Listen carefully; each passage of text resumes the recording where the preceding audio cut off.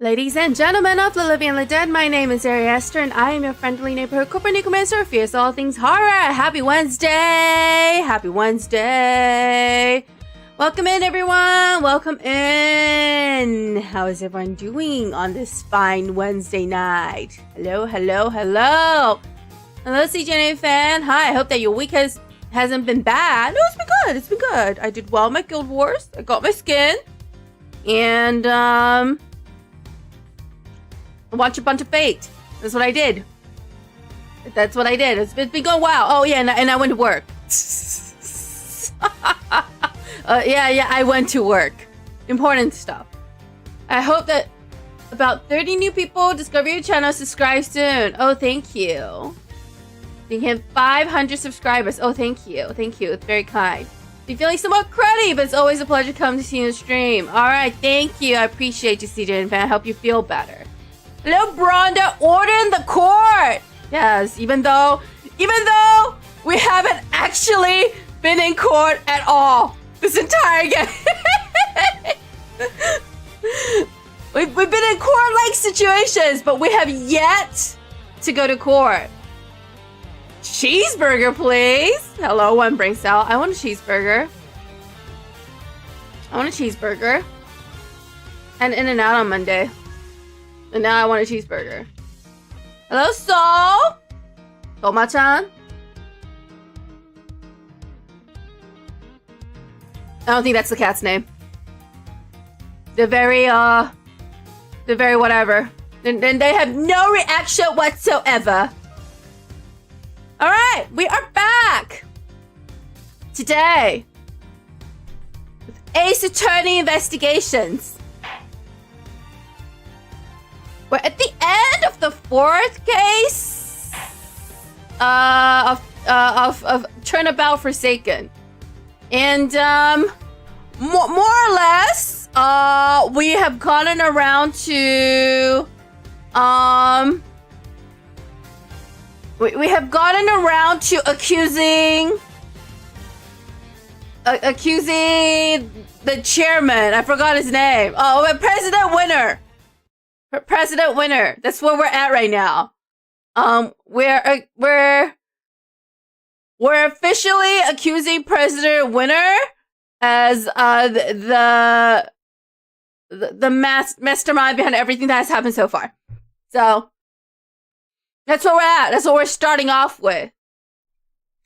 All right, so Honorable Judge Ari Esther. I would be the most biased judge in the world.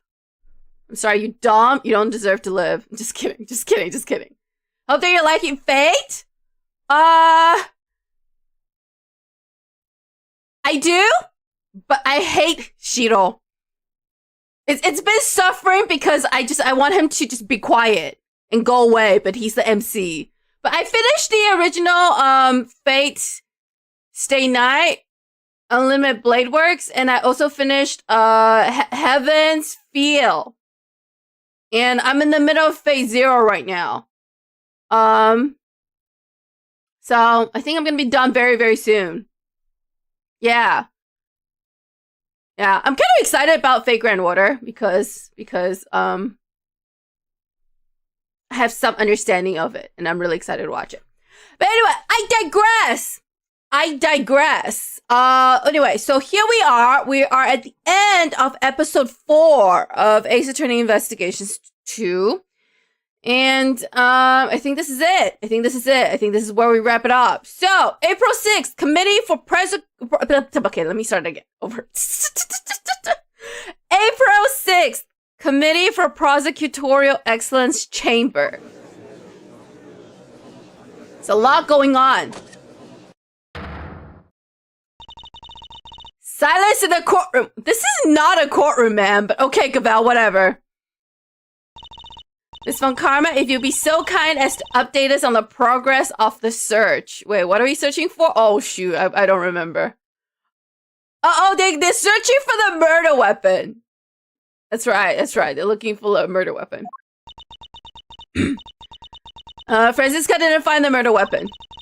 The entire big building has been searched from top to bottom, and no auctioneer's hammer was found anywhere.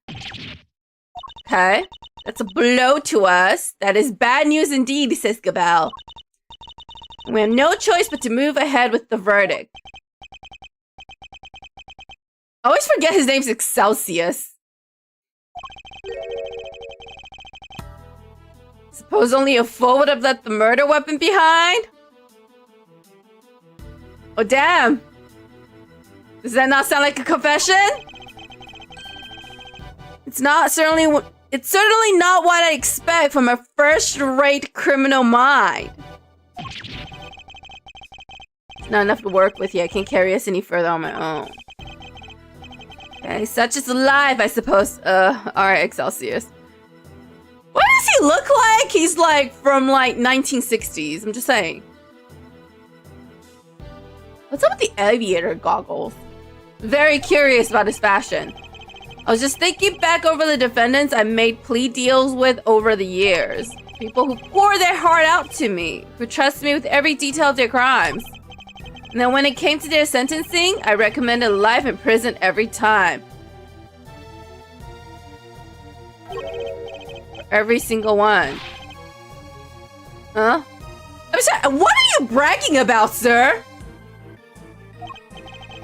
Only you can see that. No, the stupid dumb. Wait, what? It's something he just goes on, but I don't know what he's saying anymore. Hello, Mr. Two. What's up? Welcome in. You're just in time. I don't know what's happening either. All right. The verdict will now be passed. All present will accept the goddess's word as law. All right. Okay. Only we had some proof. I know, Franziska. Never imagined I would be passing judgment on you under such circumstances. End of the road, huh? By the power vested in me. Alright, here we go. Excelsius winner, the court hereby indicts you for your crimes. Wait, what? Oh. Oh. Gavelle's showing her true colors now. I don't think he's a good person, to be honest. Yeah, I mean, you know. I'm not sure if we were ever supposed to believe he's a good guy, but I could be wrong.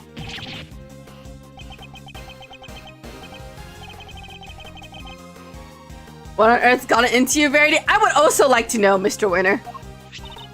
I submit for the court's consideration the case file of a certain incident. Namely, the IS-7 incident, a murder that took place 18 years ago. Oh, we're going back to the, to what's his name? The sculptor. I forgot his name already. But something about the cake making competition. That's right, sweets making competition. What does that file have to do with? Oh, wait, what? Your late night visit to the chamber. I came here to retrieve these documents, though sadly it would seem that I arrived too early to catch the auction itself. When we spoke of the matter before, I implied that I had come to retrieve files pertaining to your own case. You have to forgive me. That was a ruse to buy myself more time. Oh, Gavelle! Gavelle's showing her true colors. All right. IS-7 incident case file jotted down to my organizer. The heck are you doing, Gavelle? You can't just accuse my dad. Eustace, please. All right, let's see what's updated.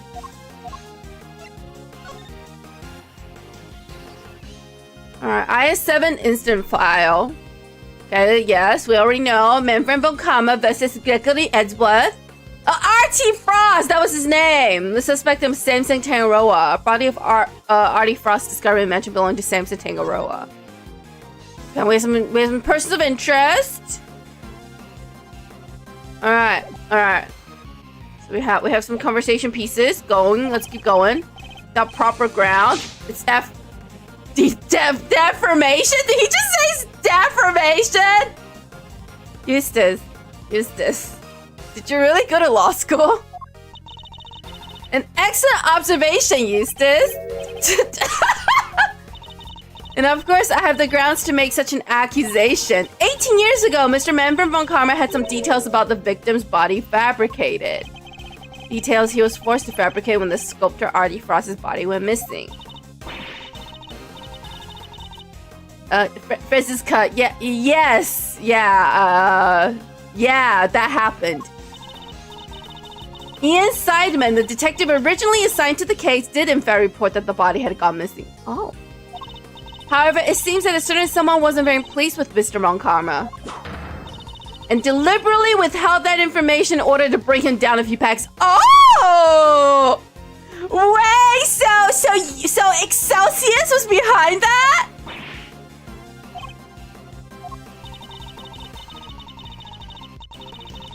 This individual refuses to allow anyone to go against their wishes or to challenge their power. And they're known to go to extreme lengths in order to bring those who defy them to heel. 18 years ago, they were no different. In fact, they even ordered Dr. Hertz to create a fake autopsy report for the IS-7 incident. Oh, poor Dr. Hertz. Grandma, she's not a bad person. She had to do what he said. She didn't have any choice. Okay, tell us more. The person in question was the chief prosecutor at the time. Excelsius winner.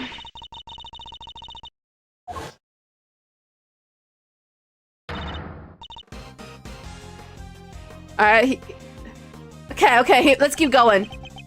Objection! What are we all talking about? My dad would never do something like that. Son, Eustace, take a look good. Look at the smile on your father's face. You're telling me that smile is not a smile of a villain? Really? Really? Just look at that smile full of malice. You're telling me that is not the smile, not the grin of a villain? Seriously? Free my boy Excelsius, he did nothing wrong. Are you sure about that, Brondo? Overruled. Daddy is just prosecutor. That's right, Backsack. Absolutely. He seems almost happy he got caught. I'm sorry, Eustace, but your opinion on the matter is not needed here. Facts. Tell him more. Well, Chairman Winner, do you have anything to say for yourself? Oh, that nonsense with the body. That was Manfred's doing. Such a willful boy. Was it Manfred? Lone Karma, like 30-something? And the fake autopsy report? Hilda, how could you? Oh. I can't believe you naughty kids would do such dishonest things behind my back. Alright. Hold it! Oh, damn. What was it? What's going on? We could just ask her why she did it. She is standing right over there after all. Alright, Grandma! Give it to me, Grandma!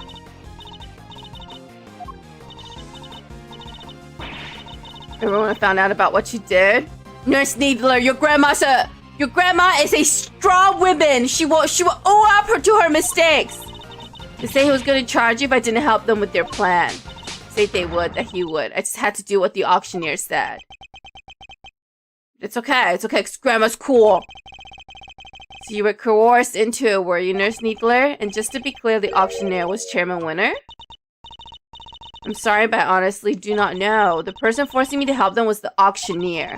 And they definitely looked to be about the same build as the chairman, but I never saw their face. Must be something, any detail, no matter how small, will do. Oh, Nurse Needler, remember something? Their mask didn't cover their whole face. And the part that wasn't covered had a tattoo on it. I remember that much for sure. Okay, the ringleader's appearance data has been updated in my organizer. Objection. All sounds very dramatic, but I really don't know what you're talking about. Yeah, it's absolutely you're not sus at all, Excelsius. You know, all innocent people try to light up their lighter 60 times in a row. There's no tattoo anywhere on my face. I think I know if there was one, wouldn't you? Which means I can't be the ringleader no matter how much you might want me to be. Would you care to shave off your beard for me, sir? I'm just saying. I'm just saying. That looks like a really good disguise. That looks like a really good disguise for a tattoo. I only hope you can figure out who the shameless manipulator might be. Oh, you like to talk shit about yourself? Is that a kink of yours? Oh ho ho ho ho ho ho! Contempt for this courtroom is an insult to the goddess. Alright, I'll let that slide just this one time, Gavel. I should not use really insulted here. Edgeworth, please. Are we gonna make him shave? Maybe. It'll be funny if they did. I'm not the only one who has been trying to bring you to justice. Miss Ringer have been trying too. And I refuse to let her sacrifice be in vain. Young Rosie was looking to take me down, you say? But why? I barely knew her? Me when I lie. I've always had a certain magnetic charm, but I don't remember ever catching that particular lie. Me when I lie! I'm sure the fire probably do that for us. Yeah, he lights it close enough to his beard. You barely knew the victim. Why I do believe that is a new statement. The goddess demands that you offer your full testimony on record. The way he keeps playing with it. Well, he also cries into it constantly when Brace out. So maybe the fire and his tears will cancel each other out. So that's how this is going to go. You mean to hound me until I finally break? Sob?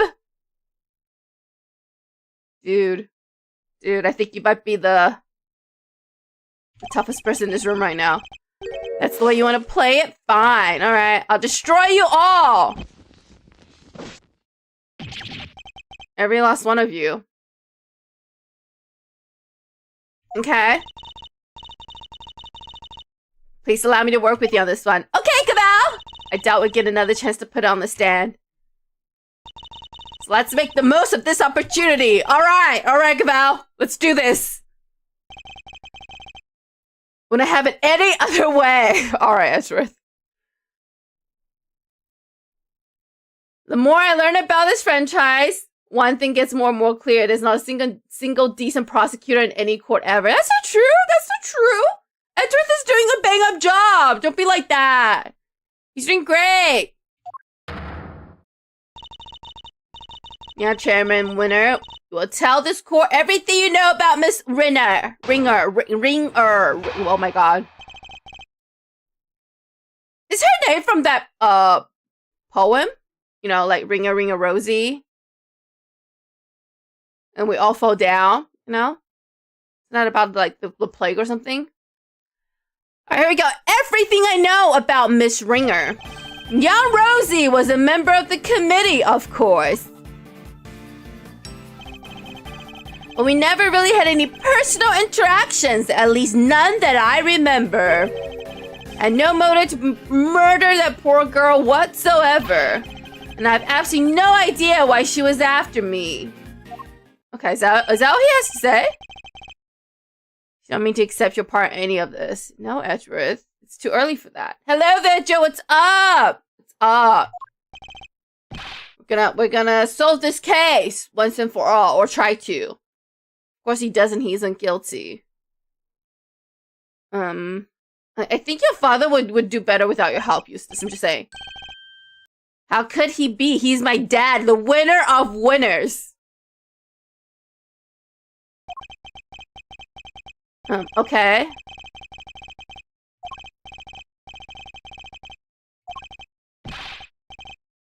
I believe in you, Dad. You beat Edgeworth. I know you will. Yeah, Eustace, how's your belief been going so far for you?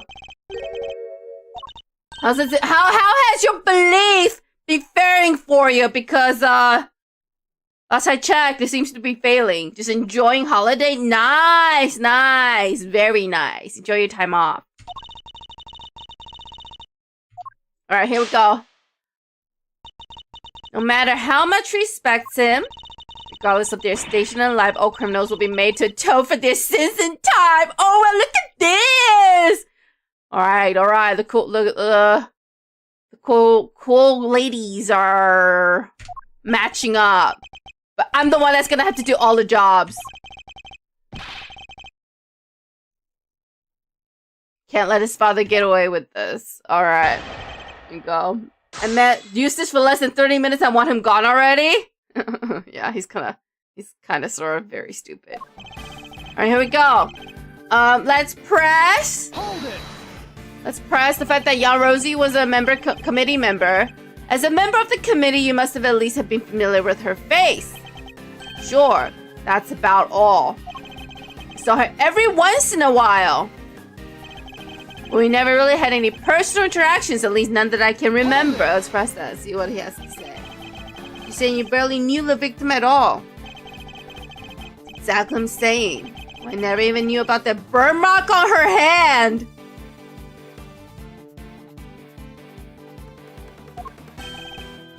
You didn't? What's the point?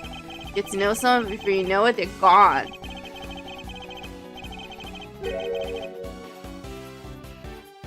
Come such a pain to remember things about others. They're here one day, gone the next. Okay, hang on. Let's see.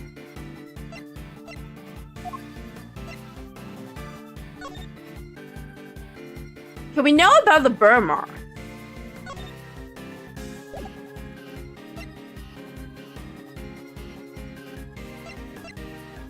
Okay, well that's new. He knew about the burn marks.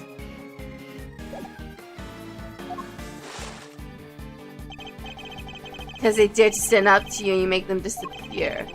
Okay, if you could please add your remark about the victim's burn to your testimony. Alright, so we wanted that. Let's press the fact that he didn't know about the burn mark. You sure he didn't know about the burn mark? Really don't let up, do you? I'm not in the habit of memorizing who has scars on their hands and who doesn't.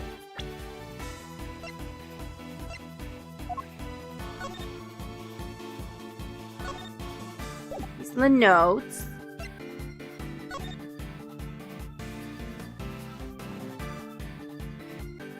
More notes.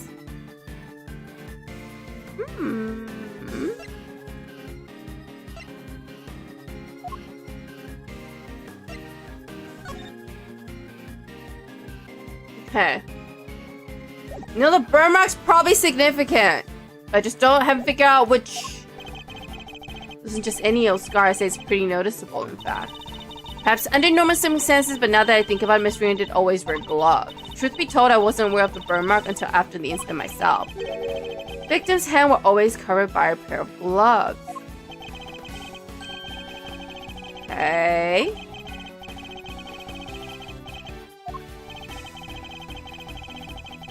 Hope you're not too sensitive to append that statement to your testimony. Alright. Let's press the fact that she was always wearing gloves. Do you remember her always wearing gloves? I mean, it was something of a trademark of hers, yes. Who knew it was to hide a burn mark? I always imagined it was just a fashionable statement. Does your little friend have something to hide under all those bandages? Oh no, she was just hurt. Objection! Yeah, if anyone here is hiding anything, it's you, sir. Alright.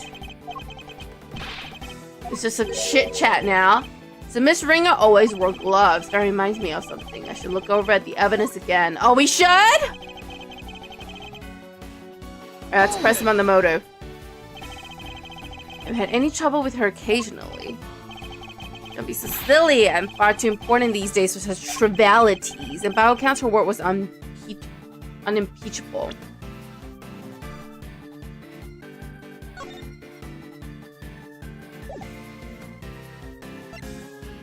I'm trying to see where this situation come in handy about the burn mark.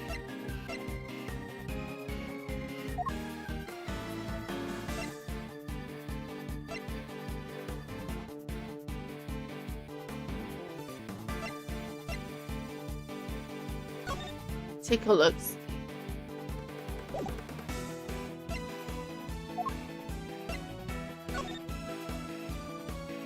Okay.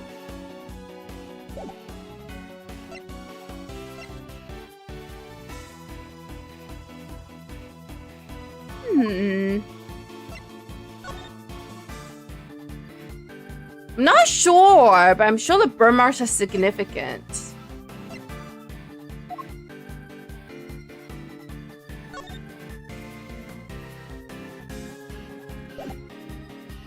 Alright, let's keep going. Besides, that difference in standing meant we hardly ever interacted. Doesn't prove you didn't kill her? You say that, wouldn't you? Anything to save your little friend. I think we're way past that. It certainly seems that Miss Ringer had some personal interest in you, at least.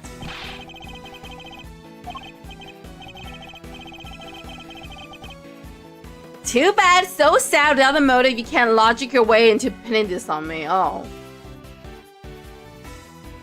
Alright. Okay. Hold it. No idea at all as to why she was after you. Oh, yes. Because Dad's a real cat? You sure about that? The Myers, they come... Then they go again. I doubt many ordinary people can match his achievements. It's remarkable, really, to have so many people come into life and then for so many leave it. Certainly won't complain if you choose to leave, Verity, my dear. Oh, wow. Okay.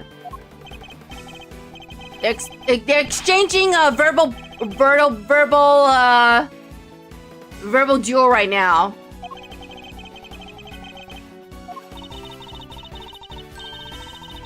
I'm trying to see where the glove comes in handy.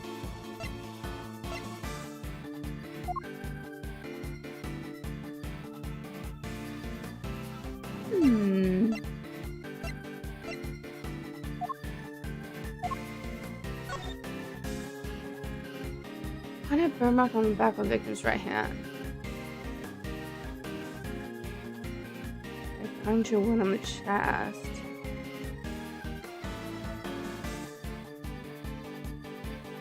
Let's keep going.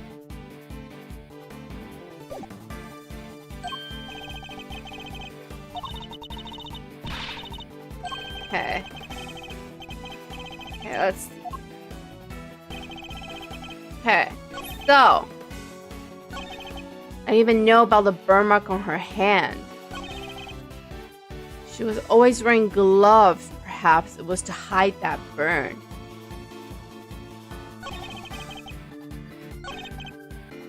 Hold it. How do you know it's a burn mark?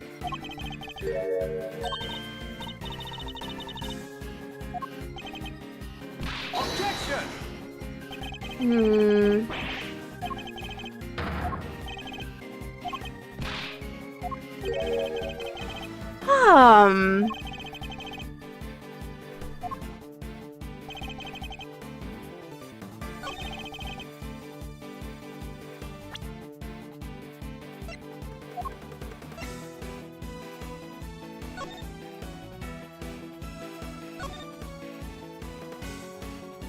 She was always wearing gloves.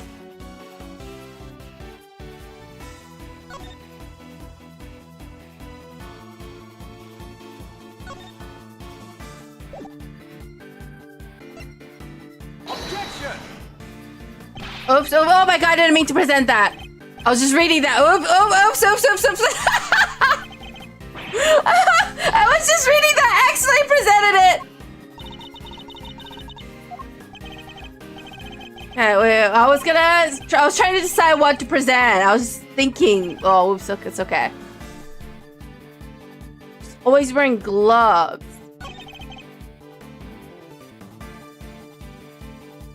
Didn't know about the burn mark on her hand.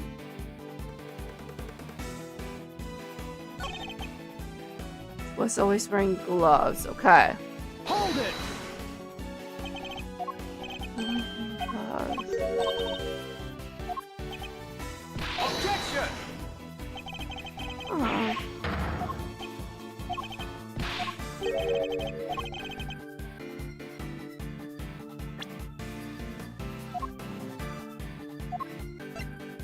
Okay, these are literally. Hey, was.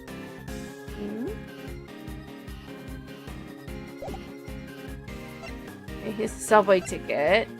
Gin of flour. Map of the tower. Things that I can't remember. The key card that we got.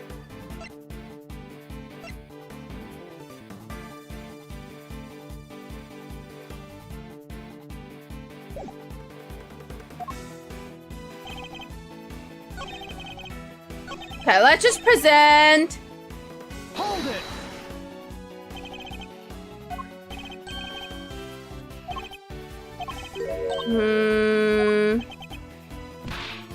Objection.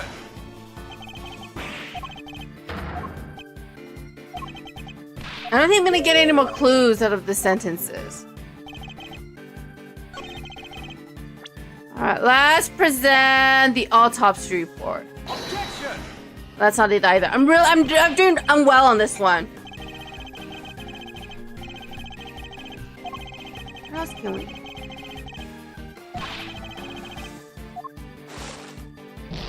Oh, okay, hang on. Let's try presenting the auctioneer's clothes and see what happens.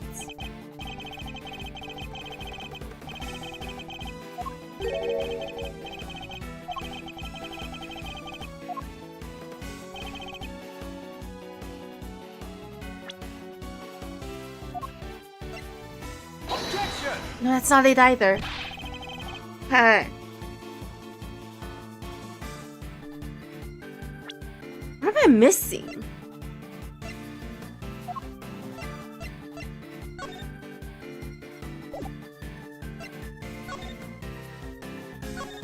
Okay.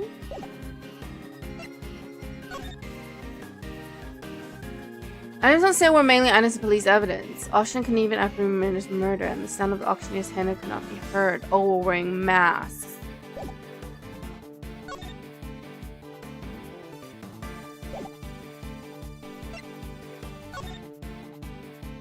Oh.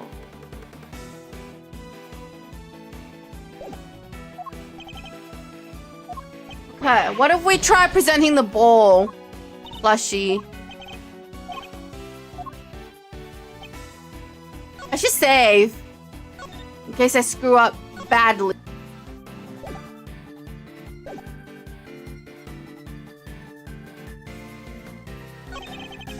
Okay.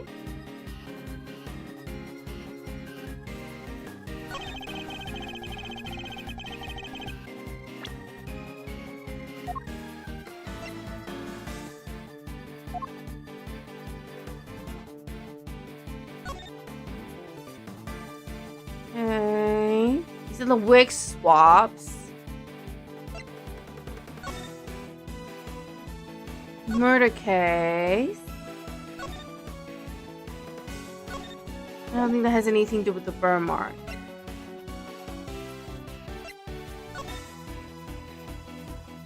Can't see the burn mark on this hand.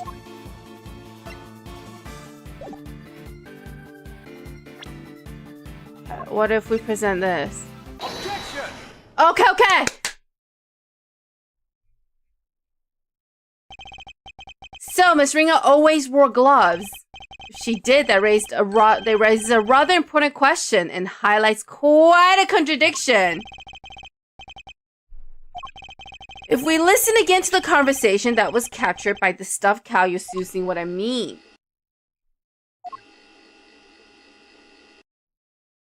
Okay.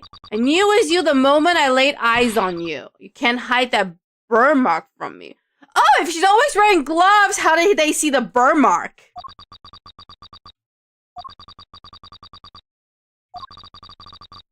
Okay.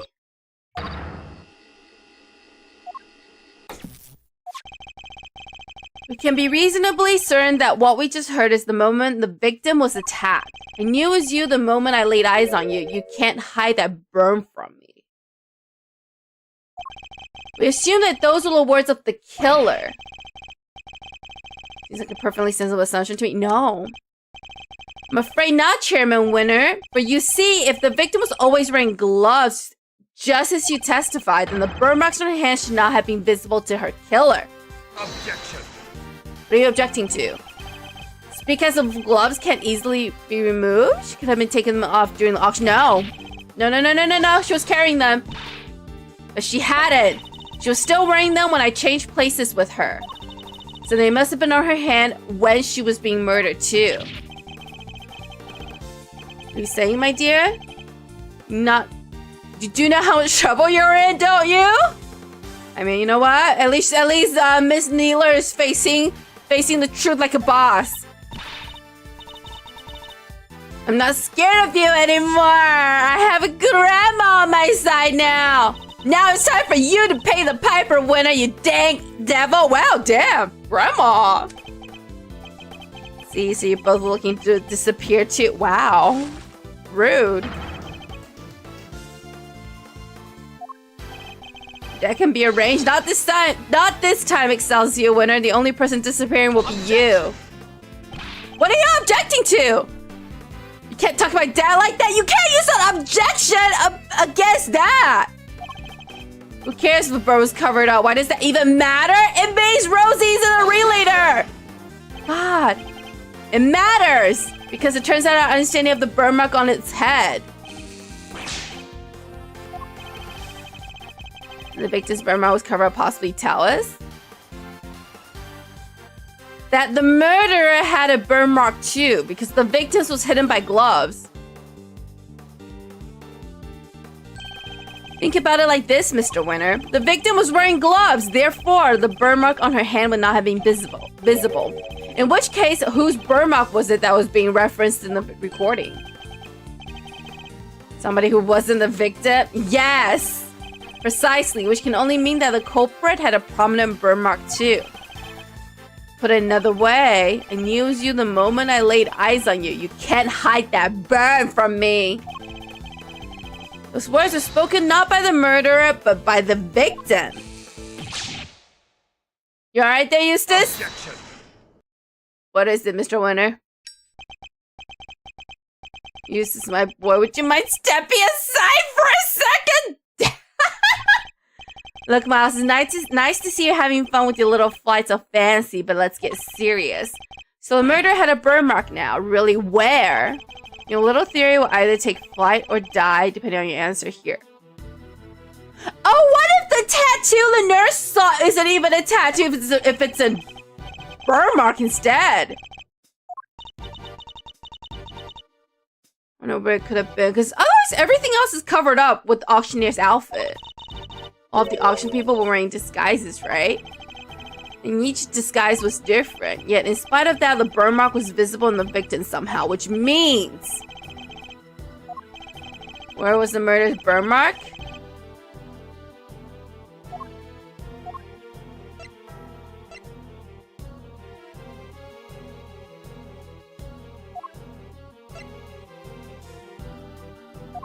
Hang on.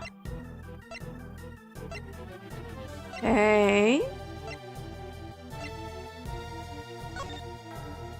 It's not what I need.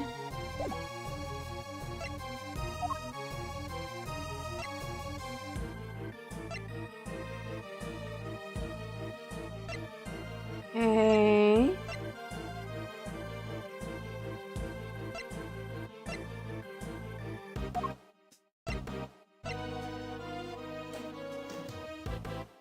Neither's description.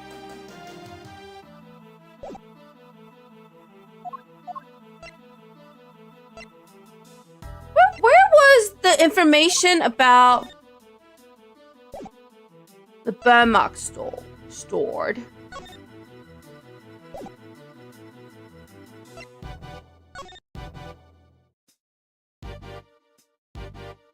Okay.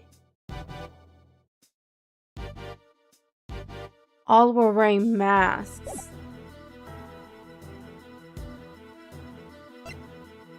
Oh, here we go. Here's this one. The ringleader's appearance. Here's my evidence. The outfit the ringleader was wearing throughout the auction. Or rather, the outfit you were wearing, Chairman Winner. Oh, he's going straight for the jugular. What exactly is that supposed to tell us? So many things.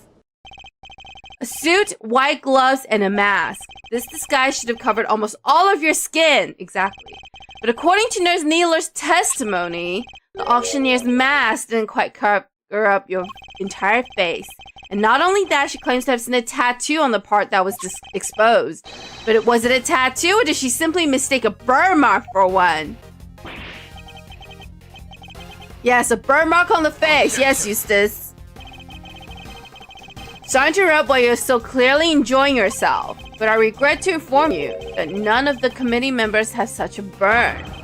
Myself included, of course. Yes, but show me what's underneath that beer, sir! What? What is it, Eustace? What do you have to say? Have anything to say? You gonna share with the class? Oh no. Eustace is disappointing his father, much to our amusement. You may have been anonymous most of the time, Mr. Winter. On this particular occasion, I'm grateful for your presence. A reaction like that from you, his son, is as good as indicator of the truth as I could have hoped for. And it gives me a much-needed confidence boost concerning another theory of mine. Namely, who that one unexplained item belonged to. Okay, having a cool little conversation in between lines. You know that his father is indeed the real murderer. Is that because he knows the truth? Oh, I guess Eustace would know if his papa has a burn mark on his chin. That's what we came here for. It doesn't matter how we get here, the important thing is finding the truth. You yourself told me that once, right when I needed to hear it the most. And now it is time for me to repay the favor and show you the truth of your innocence. Oh, yeah, you want to know 2K? Good. Here we go. Oh, he's laughing. Oh, ho, ho, ho, ho, ho, ho! You don't know when to give up, do you? No. Where's this burn then? Perhaps you can point it out to me? But you can't you? Because it's nowhere to be found. Just like your evidence that I'm the killer. Okay. Winner through and through. No, Eustace, people who wants to win at all costs is more likely to be a murderer than someone who is. Objection! I understand, Mr. Winter. I completely understand why you don't want to believe this is true. But if you ignore the truth now, you'll regret it for as long as you live. What do you do? Don't ask your father! You're gonna make this decision on your own, like an adult! Oh, he completely ignores him. Just don't understand it. How could I raise such an utter buffoon? Excellent question, sir. Excellent question. You really wish to help your father, Eustace? You can try thinking on your own for once in your life, you useless nitwit! Oh, damn. I try all the time. All I do is try. I went to the school you wanted me to go to. I aced every test. Look at my jacket. They only give these to the valedictorian. No, I think they only give it to people they hate. That's the ugly ass color against your uniform. I did everything you told me to. I worked like crazy and graduated top my class. I tried to be just like you and win as many trophies as I could. Huh? Is he objecting to him? You really are just a simpering simpleton, aren't you? Wait, what? Those tests you aced, I had the school give you perfect scores on all of them! I know, wait, what? Those debate and speech competitions you won, the judges were all friends of mine. If you never even realized that much, there's no hope for you. I'm afraid not at all. Oh no, Eustace is getting his worldview destroyed right now. The rug pulled out from underneath him, as it were. You know, son of mine, you must see that. Oh. Huh? Oh, damn. There he goes. Gone. My own son. They'll leave in the end. You told him to go away, sir. Oh, ho, ho, ho. I mean, boo-hoo-hoo-hoo-hoo. Even when he was trying, he was failing. He did it all for me. Then he should have tried harder. Wow. Damn. You don't deserve to be my father, and you certainly don't deserve to be the chairman of this committee. Even I feel sorry for the boy now. I mean, you know. I guess he's rotten because he's raised by someone rotten. Explain yourself, Chairman Winner. Just what do you think your son is to treat him such a way? An utter useless pawn sounds about right. Oh, wow. You want to talk, Verity? You try to warm your way into my trust by using Eustace, too. I cannot deny it, however.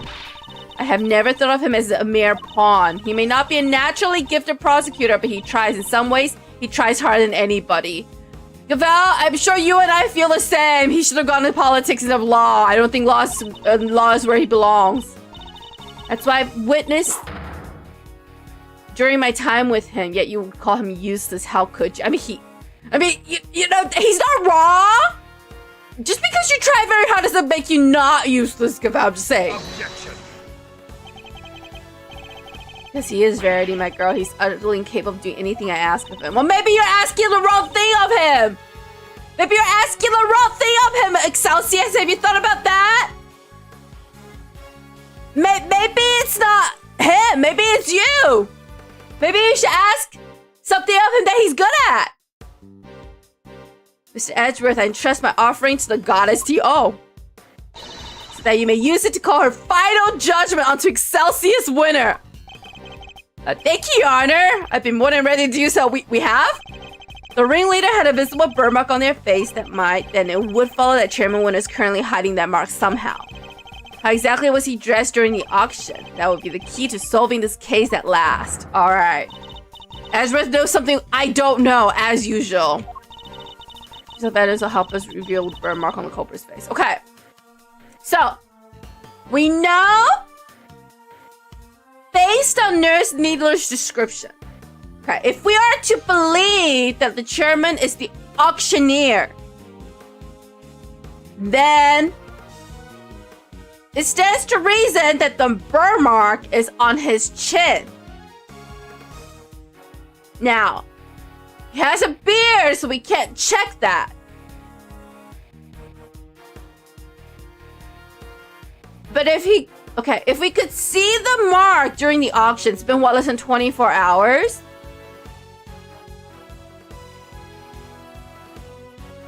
There's no way, if he shaved his beard, it would have grown back that fast.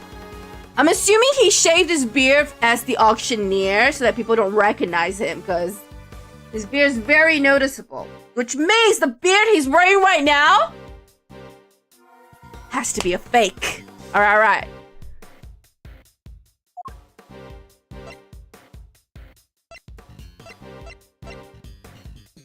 Let's see what Miss Hart has to say. Okay, nothing about beard.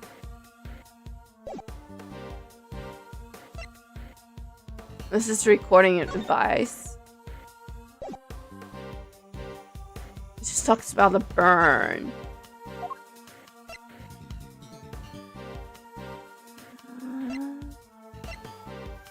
Okay, boxing was just killer hit the body. I don't think that matters.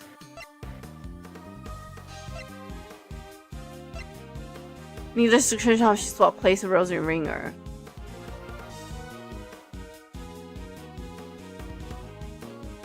Oh! The wavy wig is not a hair wig. It is a beer wig. Hang on. I think this is it.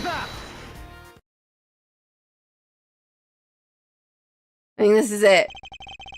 We call Nurse Needler's testimony, if you will. There was one thing we never quite resolved. The second wig. The one that wasn't used. Seem to remember it being wavy, just like his beard. Hello, Sea Demon. Yes, yes. Needler said something about a wavy wig. Nurse Needler apparently found some very interesting items when she went to swap places with the victim. What she found were two wigs. One was intended to make her look more like the victim, so it's long and straight. What was the other one for? Now, it wouldn't be a spare because he's only playing... He was only playing one person. Doesn't take a huge leap of imagination to see the truth. Compare Chairman Winner's current appearance to that of the ringleader as it was described to us. Stop. Because the goddess of justice doesn't pass on anything. People do. It's a little weird to put that on an entity. But she is quite smart, I will give her that. One very prominent difference presents itself. His face, or rather what's around it. Yes, the beard! If we were to make the assumption that he's the auctioneer, then what happened to his beard during the time of the auction? It wasn't a wig after all. Not a wig intended to go on the top of the head in any case. It was a fake beard all along, wasn't it, Celsius Winner? Oh no! I thought he was gonna burr away his beard. I thought he was gonna burn away, but he put his tears over it. It's all my own, dear boy. How very unkind of you to suggest otherwise. Yeah? Let me get a closer look then. We saw how your son reacted when he realized the truth, and how he desperately tried to cover for you even in light of his realization. Yet you still feared that he might expose you. So rather than take the risk, you bullied him until he couldn't take it anymore because he knew that your beard hides a prominent burr mark. Oh. Also, by the way, this is my first stream of yours. Just hopped out on a game already fully completed. Well, then you know a lot of things that I don't. So you can't be around when I fail. I really like your VTuber model. Oh, thank you. Thank you. Thank you. Thank you. Thank you, thank you. Appreciate it. Alright, here we go. We're getting to the juicy parts now. Maybe you should stop playing with your lighter if you're wearing a fake beard, bro.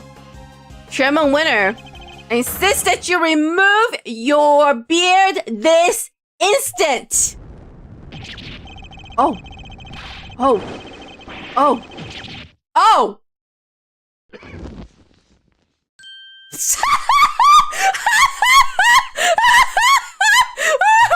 he look like that? Why does he look like that?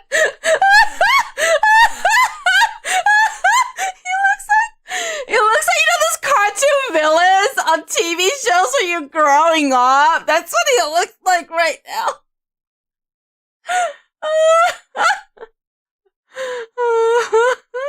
That's so funny.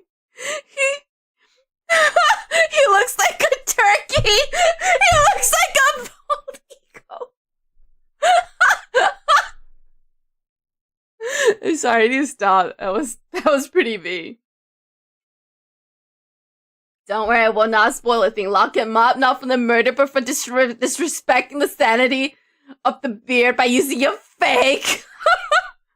What did I say? Told ya! Yeah. God damn, the fire did the job for us. He is bald. My eyes. Bald my eyes. Cheeks. He straight up looks like a cartoon villain now. There it is, the burn mark. Mr. Edgeworth, for bringing evil to justice before the eyes of the goddess, you have my thanks. Alright. No, thank you. I couldn't have done it without you. That's true. You guys did tag him real well. Excelsius Winner, in the name of the goddess, I hereby pronounce my verdict. In the matter of the murder of Miss Rosie Ringer, this court finds you guilty. Alright. April 6th, 9:44 a.m. Committee for Prosecutorial Excellence. Chamber. Well, you know, at least the game didn't show us that show us his boldness twice.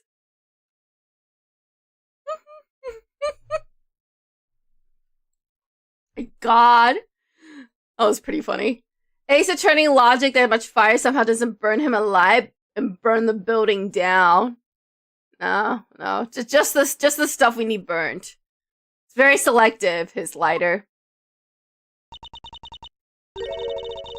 Oh, hi, Kate. You can't thank me enough. You're welcome.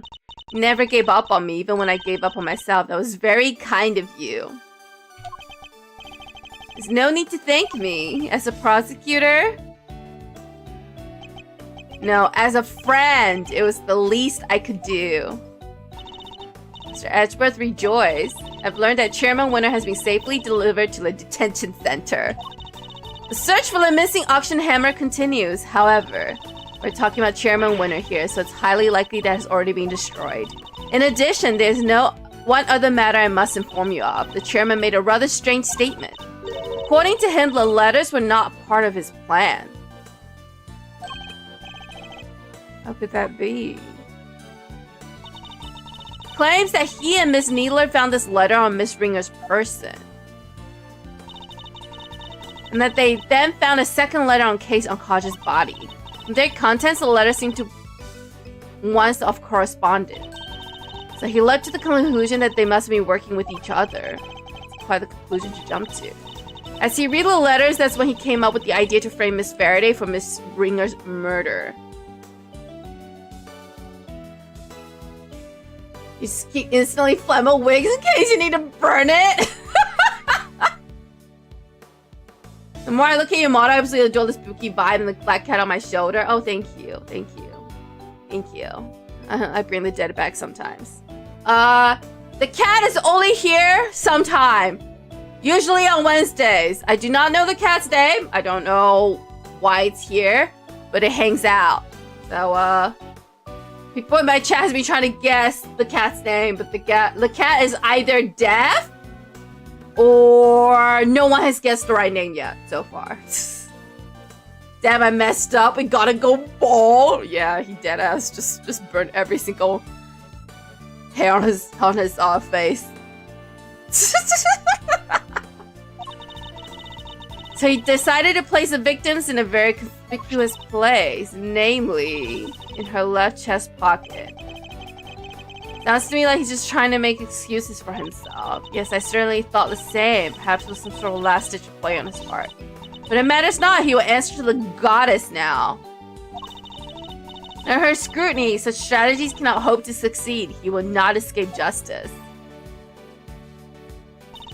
And with that, one of the duties with which I have been trusted with is complete at last. Alright, Judge Cavall. Before you go, can you tell us what you know? About how Chairman Winner came to murder Miss Ringer? Oh, we can have some juicy lore here. Meow?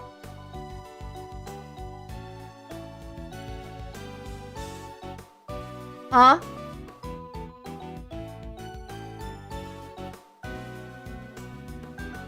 What was that? What was that, kitty?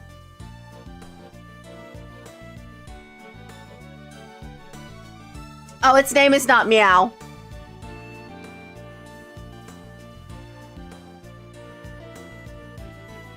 Maybe it's lying, I don't know. I know she's lying about the cat name, I just can't prove it. No. The cat has not deemed anyone worthy of knowing its name. It comes, it chills. It talks to me when he feels like it. And it's about all it does. We have yet to learn the right of the name of the cat. Because, you know, it's a cat, just what it wants. And I guess the cat is either Meow or Raven. The cat says nothing. Let's keep going.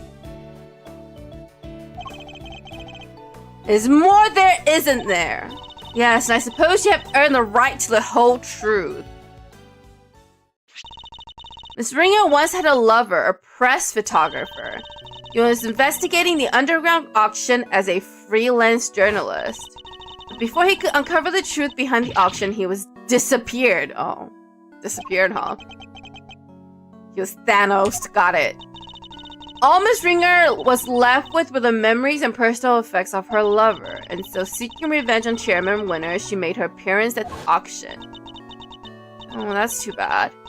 Fortunately for her, her opponent struck first. So that's the story behind this case. While the goddess does not condone acts of wanton vengeance, Miss Ringer's actions have exposed Chairman Winner's crimes At last.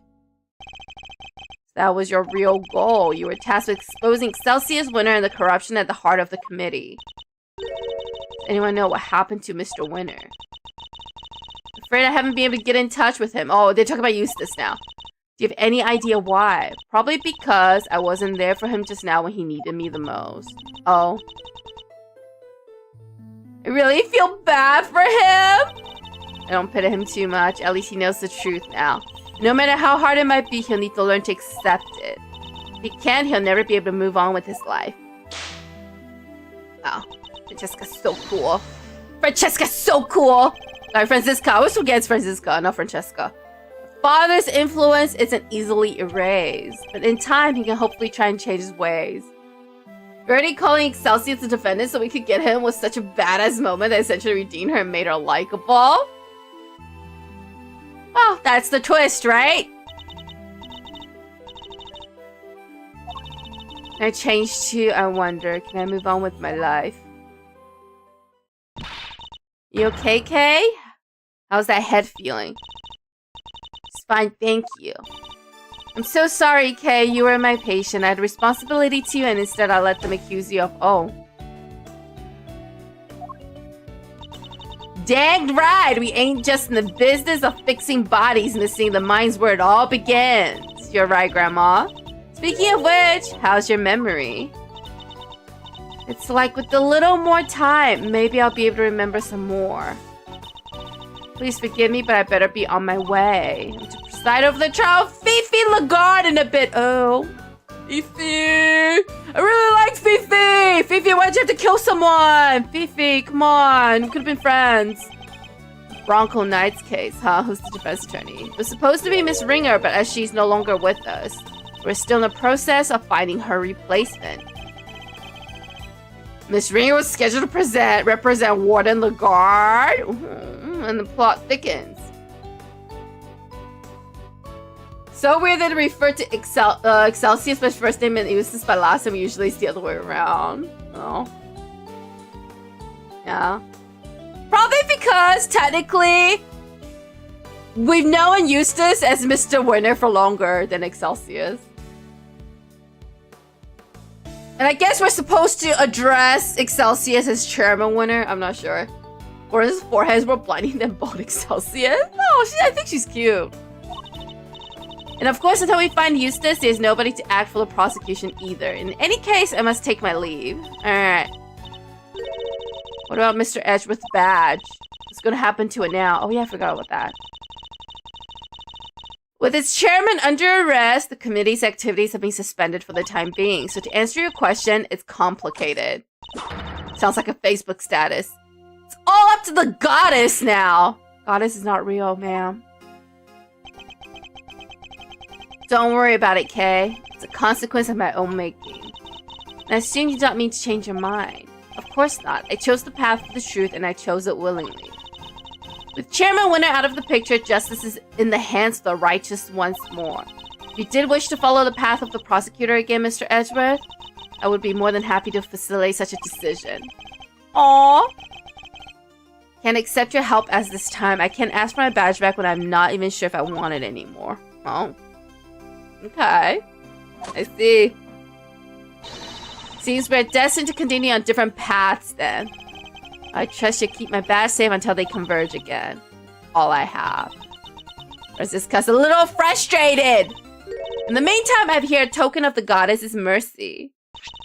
You may return this notebook to its rightful owner. Kay's promise notebook! It seems it was due to be sold in the auction, and with the name Kay written on its cover, Chairman Winner made the connection immediately and knew who it belonged to. It was the same name as the one in the letters, after all. The letters he claimed to know nothing about. I suppose he insisted he didn't prepare them. He also had something else to say. Apparently, he thought that Miss Faraday was after her notebook, and that Miss Ringer was after his life. And that their respective goals are what led them to cooperate and infiltrate the auction together. Fortunately for him, he misread the situation completely. It was all just happenstance. Kate had known the defense attorney who was also a member of the committee. There's no way she wouldn't have told me. That just isn't like her. I believe in her is touching. While the notebook did become part of the chairman's winner's cover-up scheme, it is also a treasured possession of Miss Faraday's, which is why I would like for her to have it back, as I'm sure with the goddess. Anyway, thank you. I pray that it helps her to recover her lost memories. Thank you, ma'am. She's a bit of a nutcase, but ma'am, I love Gaval. Oh. You always have a thing full of crazy ones. Is everything alright? Judge Gaval wanted me to return something important to you. Oh, it's the promise notebook! Always greet people with a smile, even people you don't know. Never cry in front of strangers. Oh, she was so cute! Baby K was so cute! I'm gonna keep all my promises and be a real hero when I grow up just like you. I forgot to write one down, the most important promise of all. Promise number 5, always try your hardest to learn about things you don't understand. I remember just how you said it, and now I'll never forget it. Always try your hardest to learn about things you don't understand. That's right, I have to try. Oh, is she getting her memory back?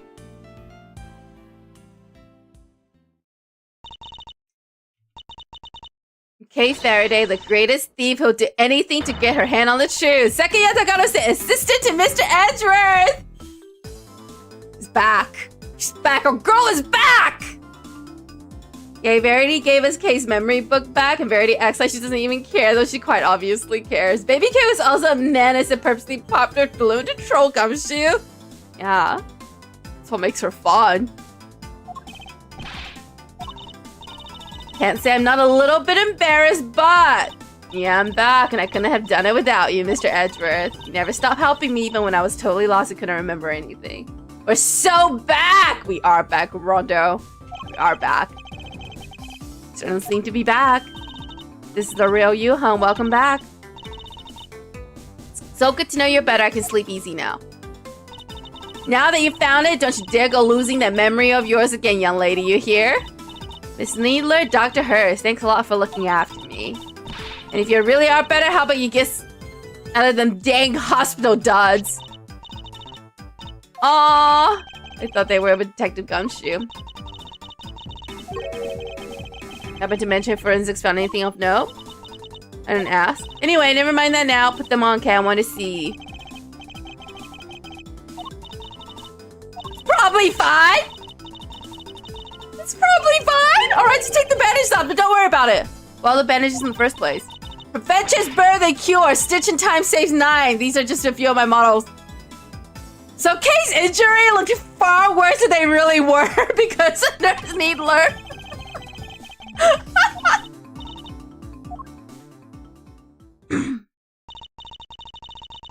Oh, she even did her hair! She even did her hair! She even did her hair! Thanks to you too, Miss Von Karma. I'm so glad you showed up when you did. Simply came when Scruffy asked me to. I'm sure he'll be very happy to see that you're back to your old self too. Where is Gummy? Who knows? Perhaps the well of his devotion ran dry when as soon as someone threw away his badge. Oh, why is this guy so mad? Anyway, I have to be going, and I'll be taking those two with me. Acting as an accomplice in the murder and forging an autopsy report 18 years ago. Their crimes can't be allowed to go unpunished. But the fact that Excelsius Winter coerced them into cooperating will, of course, be taken into account. Don't you worry about us, Kay. As long as Grandma and me are together, we'll be alright. Take care, Kay Faraday, until we meet again. Bye, Francisca! I love why Florence is so polite and Hilda is arrogant. They're perfect. I still don't know how Kay gets that big key in her hair. Magic. Magic. I know you only just got your memory back, but I need to ask you some questions. What happened the day you lost your memory? What were you doing? Somebody asked me to meet them at Gore Lake. But I didn't know who it was, so there I was just looking up at the moon. Somebody in a red raincoat started walking towards me. Must have drugged me somehow because that's when I fell unconscious. What was it? Kay was at Gourd Lake looking up at the moon. Anyway, when I came to, I was on the roof of this building. I was in a daze and stumbling around up there when I saw the person in the red raincoat again, but they were lying on the ground. I was so surprised I stumbled backwards. Then I was falling, everything went dark. When I came to the second time, I couldn't remember anything. Person in the red raincoat? Who in the world were they? I'm sure they were walking in midair. Okay, you only just got your memory back. You're still confused. Imagine the root cause of your confusion is...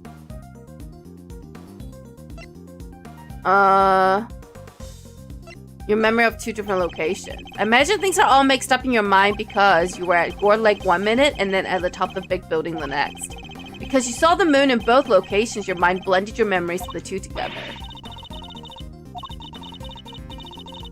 I could have gotten them confused that easily. Believe these things on the room may have made you more likely to become confused. Cotton candy stand. Take that! There are 2 key similarities between the scene down by Gourd Lake and here on top of the big building. Cherry blossoms and food stands. Those similarities are what caused your memories of both places to overlap. Person in the red raincoat wasn't walking in midair. They were walking towards you from across the park. But in your blurry memories, that same sight played out over the viewing platform instead. Who steals a great thief's memories? That's just cheating! To be fair, you lost them. It wasn't stolen. Even still, this doesn't answer the question of who attacked Kay in the park. Was it the person in the red raincoat she saw? Oh. Do you hear that? Sounds like it's coming from up in the storeroom. Oh, we're going to the storeroom? Okay. I forgot a lot of hearts still here. April 6th, 9:53 a.m. 51st floor. Storeroom. Damn, she's going off. It's coming from this little gadget here, Mr. Edgeworth. This transceiver. Feel like I've seen it somewhere before. Have we? Have we seen this before? Hello, Johnny Void Cat. Yeah, Kitty's visiting today. This is Wednesday. Alright, still going off. No good with technology. What is this? Pick up. Fine, I'll do it. Okay. This is Edgeworth. Huh? Refrain from answering strange calls for me. Mr. Edgeworth, I presume. Maybe? Huh? Shelly the killer? It's Shelly! Hello, Shelly! Congratulations on another case solved. Yet I can't truly say it's been fully resolved, can you? I'm sure you've noticed by now that there was a mastermind at work orchestrating the entire incident. How do you even know about this case? Because he's Shelly! Edgeworth! Shelly's cool like that! Shelly knows everything. That's not what's important right now. Let's focus on this certain individual for the time being, shall we? Okay. I'm indeed be wondering myself if somebody else could have been involved. If not, how would you explain the pieces of evidence that proved so damning to Kay's case? Who indeed? Perhaps you could share your thoughts. What is the evidence in question that points to somebody else's involvement? The letters. Take that!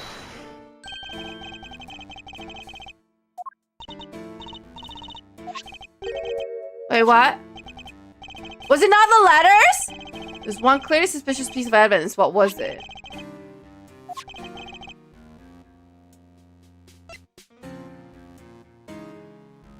Take that! Oh, I'm not following. Apparently everyone knows what's going on except for me. Was it not the letters? Huh? Was it not the letters?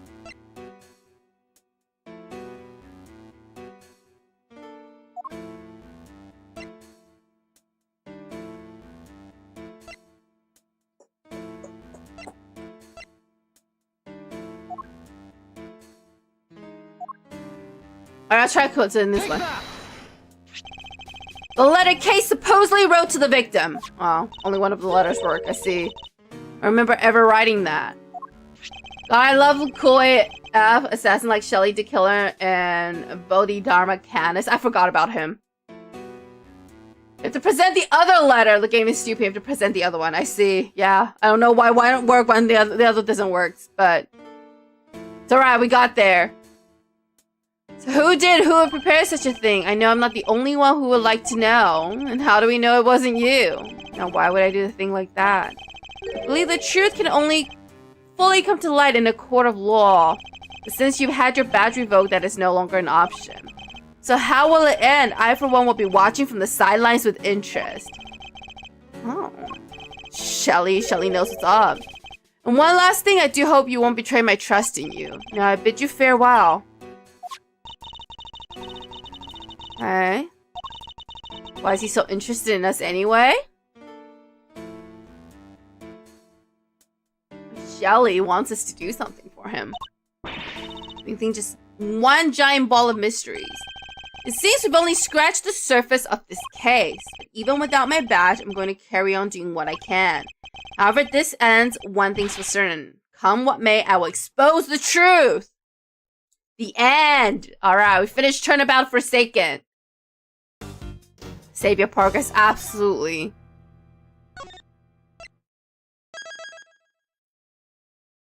Alright, I'm gonna grab a granola bar real quick.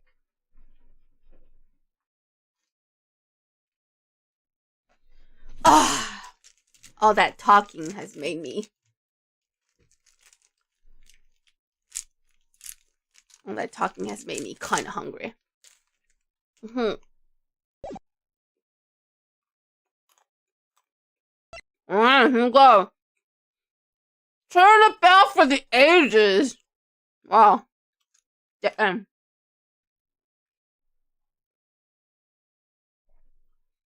This case ends like this on a cliffhanger, and case 5 happens directly after case 4. I see. Alright.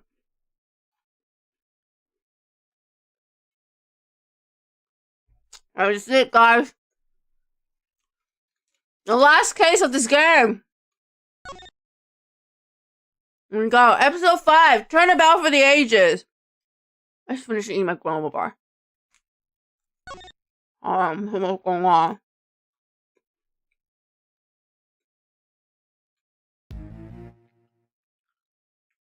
Oh, it's the chamber again. Huh? Huh? Oh. Huh? So it's banging. Oh! Huh? Huh?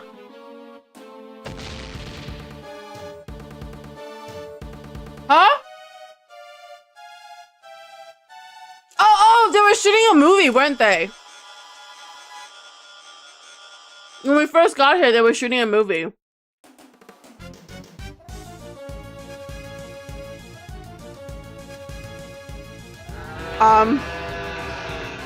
Is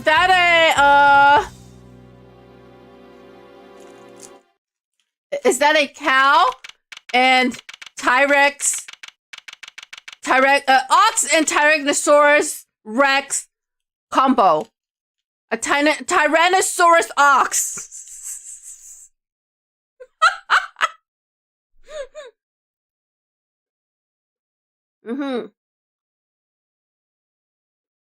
Where's my granola bar?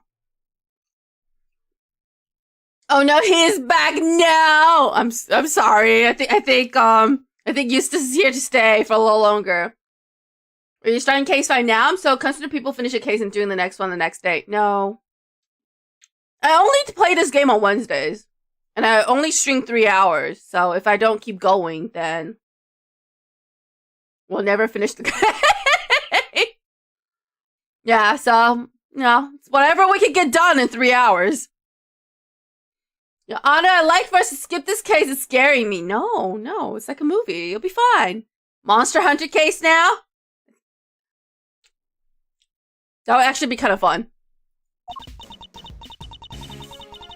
So what's next for the great Mouse Edgeworth? I don't know, Lotta. Are serious about not being a prosecutor no more, ain't ya? Yes, I am. No longer a prosecutor. It's hard to believe, and yet... Can't stop thinking about what Mr. the Killer said. Me either. Alright, we're getting a recap. I'm getting a recap. Unnecessary, because we just read all of this, but that's okay.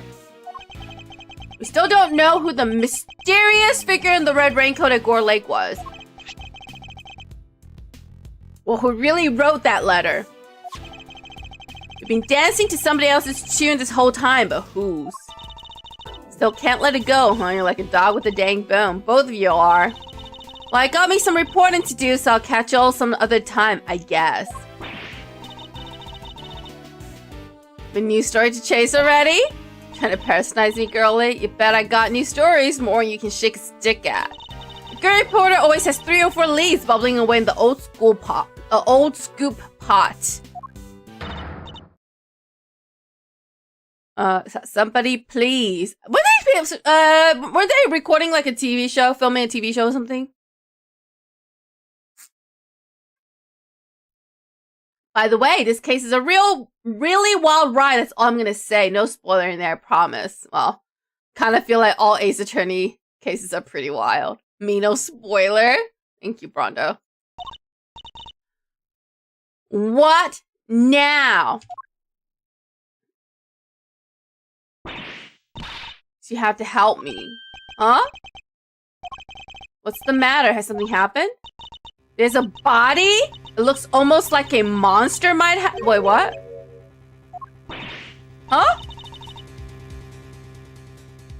Anybody else smell a sweet smell of scoop soup? Lotta, please. This way, hurry. Okay. We're hurrying, I guess. We're hurrying. Let's go take a look at this body. April 6th, 10:05 a.m. Big building, empty lot. A lot is really going off. These look like footprints. That right here is photo gold. How big would a creature have to be to leave prints like that? Oh! Asian Leg! Asian Leg! Well, I guess he's not an Asian anymore. I'm gonna call him Asian Leg anyway. Hello, Asian Leg! Down the floor, that's...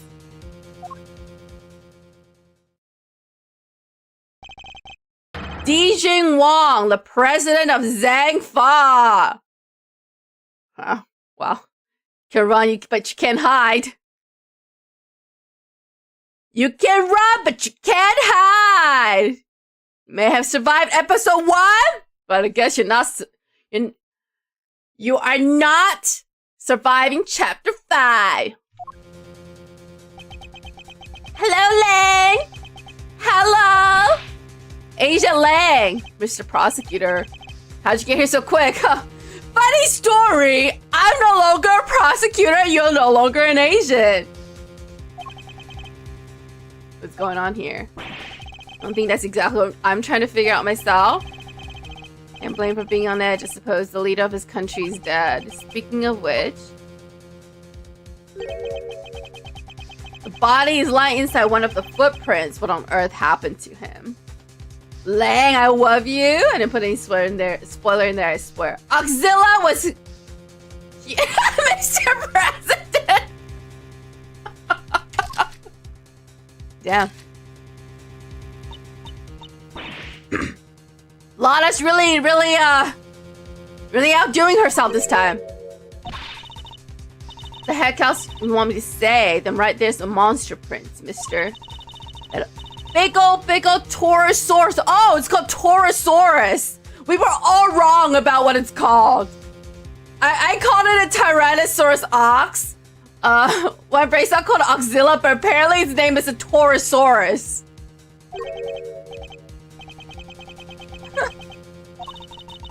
This is right here's the scoop to scoop out all the other scoops and bury them 10 feet deep. Man, trampled by giant monsters. They'll lead with that in every paper from here to Honolulu. I always forget this game wants to pretend it's in the United States, but then it says things like, it's really hard to acquire a gun here, and I'm like, it's obviously not America. Ridiculous, there's no such thing as monsters. Honor is all mine, Mr. Edgeworth. I am Dijin Wong. Efforts on behalf of Zenfa have not gone unnoticed. You averted something of a crisis. Take a shot every time Lana says scoop. I'm pretty sure you'll pass out drunk, probably.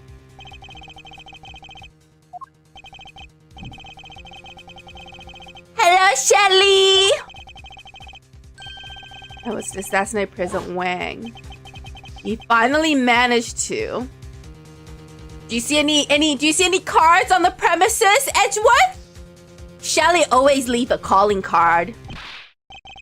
You discover the body? Yes. That is,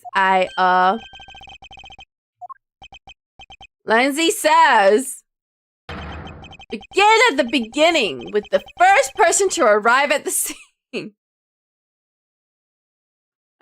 Alright. We're beginning at the very beginning, I suppose. I have to admit, Taurus Shores is a really clever name pump. Facts. It just didn't occur to me for 1 second. But it's actually very good. Did you really just discover the body? Yes, yes. Yeah, go easy on her. Can you think she's scared? I don't think he's in the mood to go easy on anybody. Nobody's getting easy today. Do you have any idea who that is lying dead over there? That's President Wang, the leader of Zenfa. Please, Agent Lang. You don't seem your usual self. In more ways than one, in fact. When you first met, you had more underlings than I could count. You were known for your unrivaled arrest rate and your cool head under pressure. Now the underlings are gone and you've forgotten the fundamentals of police work. What happened? What did you just say? Oh no. What did I just say? Touched a nerve? Shouldn't you be looking over the scenes and stuff accusing the first person you run into? Or is it me who's forgotten the fundamentals? Wow! Fighting words! Bro, if a federal agent busted out the scroll, I'd be confessing on everything, even if I don't know anything. True, though. To be fair, he wasn't a federal agent. He worked for Interpol, which isn't a federal agency. But I get what you're coming from. I get what you mean. It's been the moment I heard Lang growl like a wolf. I love his Wolverine haircut. It's great.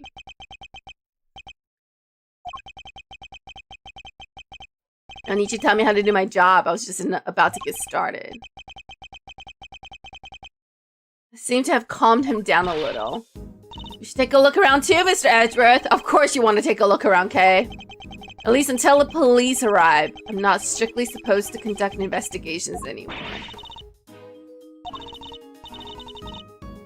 I done told y'all who did this. It was Torosaurus or my name ain't Lotta Hart. Oh, you're that desperate to change your name, Lotta? Wait. Now who did this? What did... Oh. Are you quite finished? We have an investigation to be getting on with. Step aside, please! You'll mess with this here scoop of mine, there'll be heck to pay and then some.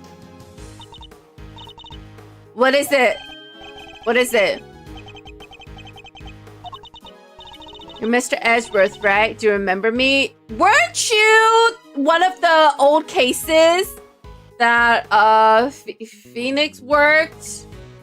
The one at the studio. The one at the studio. Oh yes, of course. We made on that case. To know each other? As a matter of fact, we do. From somewhere.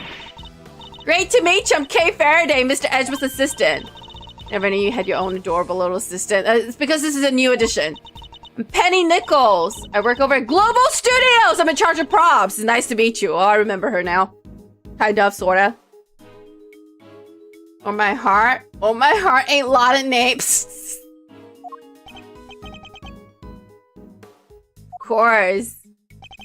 One of my old cases involved a murder on the set of the Steel Samurai TV show. Yeah, you remember who you went against for that, do you? She's a member of the crew and thus a person of interest. Paths must have crossed several times while it was all going on, and yet, completely forgotten her.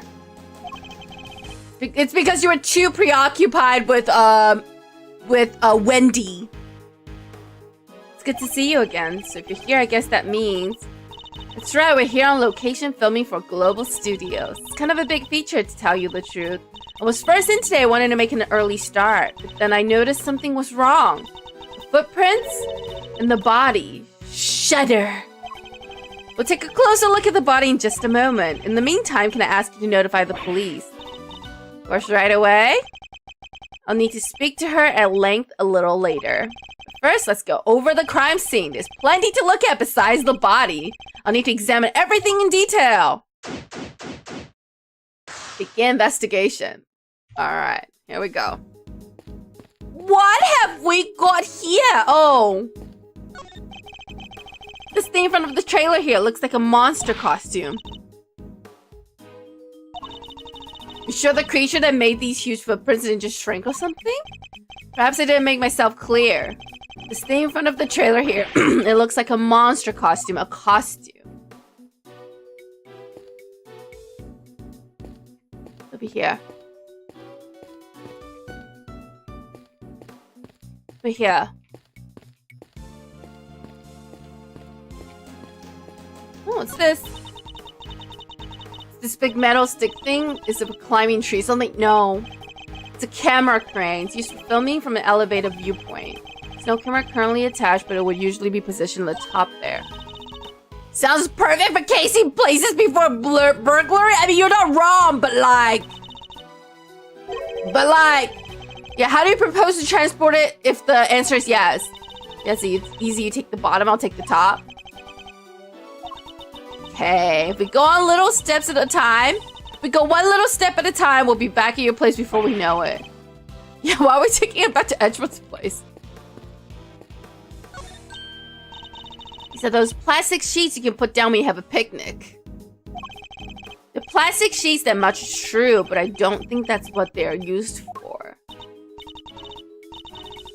Yes, you can explain. Those are waterproof sheets. We use them to protect the camera when it's up on the crane. If it starts raining while we're shooting, we can just cover up and keep going. They must be pretty big. They have to be able to cover the whole rig. Wouldn't be much point using them otherwise. The weather was pretty patchy yesterday, so we wound up using them quite a bit.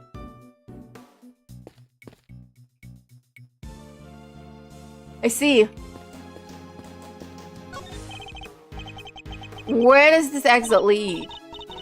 Onto the grounds of the big building. Yet another case with direct ties to that same building. Building with the hidden 51st floor used to store the lots for illicit auctions. Guess it wouldn't be much of a surprise if it turned out to be hiding yet more secrets. Alright, big building data jotted down my organizer. Look at this chain and padlock. Okay, so the chain and padlock were still intact yesterday, but it's been cut since. Right, side gate chain cut. Save that in our information bank. What's the matter? Look at that huge dent. How did it get there? Oh, there's a big dent. It would have taken a sizable object to make it, and a heavy one too. It wasn't like that yesterday either. Was it? Guess that means the dent must have been made last time at some point. Interesting. Gotta go sleep. Good night. Good night, Speed. Demon Scythe. Good night, good night, good night. Have sweet dreams.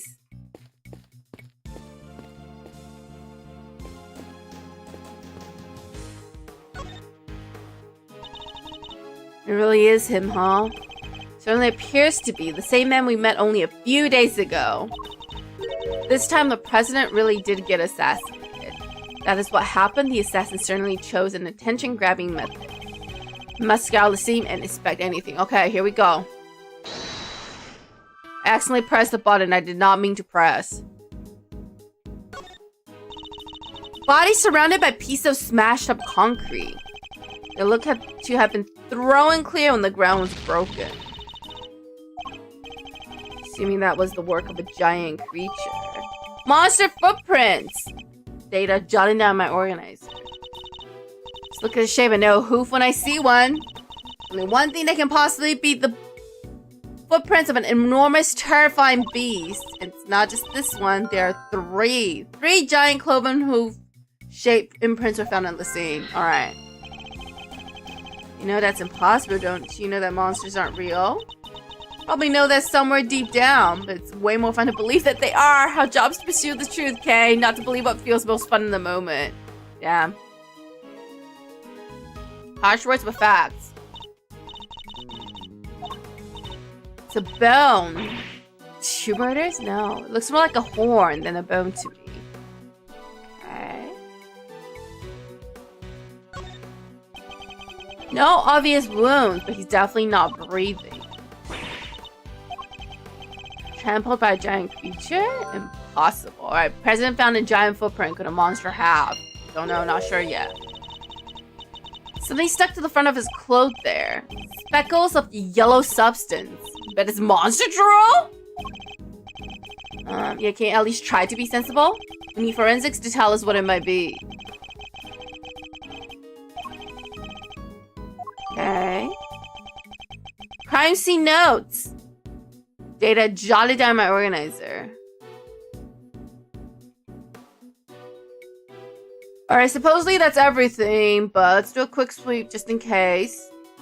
Just in case.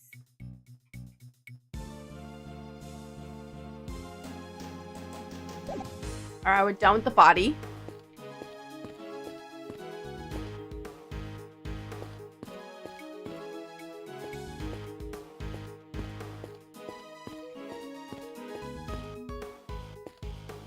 Let's see if Lotta has anything to say. Why are you so obsessed with the idea that this was a monster attack? Monsters don't exist, surely even you know that. Huh? Torosaurus is real. I know that for a fact.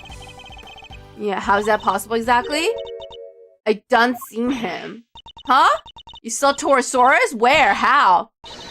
The big bad bull himself right there in front of me. I was up on 51 over there. Over at their big building just yesterday.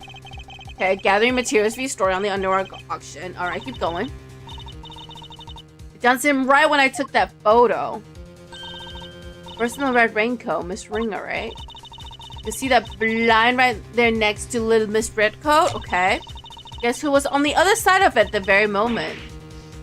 Torosaurus. There's nothing there. Okay. I see it right. I see it alright, boy, did I. Torosaurus' big ol' eyes staring down at me, peeking right in at the windows.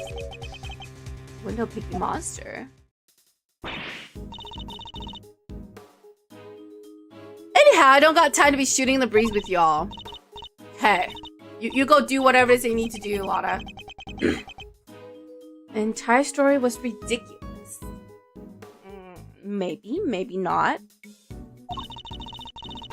Didn't believe a word she said, did you? I believe she saw something. I just don't know if it's a Torosaurus. But I believe she saw something. Is it that obvious? Alright, well, we got some info from her or whatever. Let's see what Penny Nichols has to say.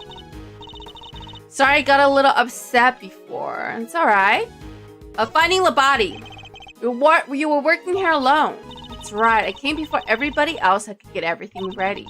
But as soon as I walked through the gate, I saw the footprints. Okay. They weren't there when I left yesterday evening, I'm sure of it. The footprints must have appeared late last night. First glance, I thought maybe they were part of the set. Then I got closer and saw that somebody was lying in the middle of one of them. You didn't notice until you were right up close. My eyesight just seems to be getting worse and worse lately. I think I need new glasses. What are your thoughts on the Scream 7 trailer? Haven't watched it. Have no thoughts. So I haven't seen it. I didn't notice it was a body until I was right by it, which is why I got so shocked and ran away. Hello, Void. What's up? Must be when we bumped into her. Alright, let's talk about the movie shoot. So you're shooting a movie. It wouldn't happen to be a Steel Samurai movie, would it? Nope. Oh, Ezrith is disappointed. This one's a creature feature. You know, the Torosaurus movies, right? I'm afraid not. He only cares about the Steel Samurai. Yeah, that is true. That is true, okay? Say it louder. He's back after 12 years of silence. The big bad bull himself, Torosaurus. It's the first Torosaurus movie in a long time, so the crew's super excited about it. And parts of it are set here at the big building, so we've been shooting on location. This place what we saw yesterday. That's right.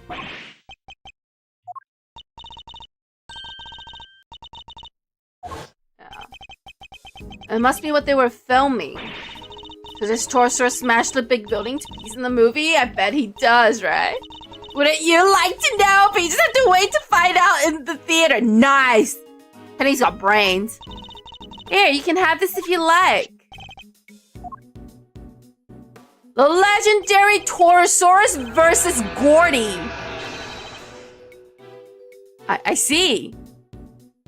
Wait, Gordy's is just a snake? I thought Gordy's a Loch Ness monster. Oh, alright. An epic rivalry is born. Oh. It's not just Torosaurus on his own this time around. He has an arch nemesis. You know Gordy, right? The monster from Gourd Lake? Yeah, sure. The mysterious creature in the lake shows up in that one couple's photo. Well, that's actually just a summary, I'm saying. Not only were people talking about it, it played a major part in one of my cases. Technically, it wasn't your case, Edgeworth. It says you were the defendant of the case. The director's fascinated by the stories, which is how Gordy wound up in the movie. A little behind on times, but better late than never, I suppose. Just wait till you see those two legends tearing into each other on the big screen. A spoiler alert, ma'am. Creature feature flyer data jotted down in my organizer. This reminds me of something I've seen already. Wouldn't happen to because Godzilla, would it?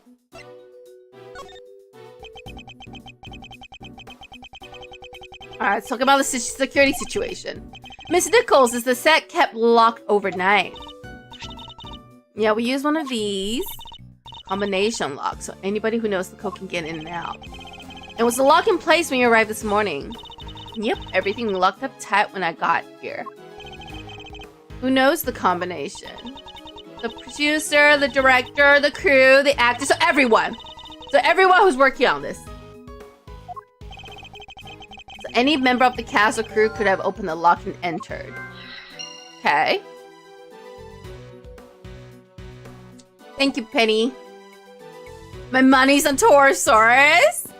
Maybe. So, Mr. Prosecutor, we meet again. Technically, it's ex-prosecutor. But thank you. So, yeah, the detention center the other day, too.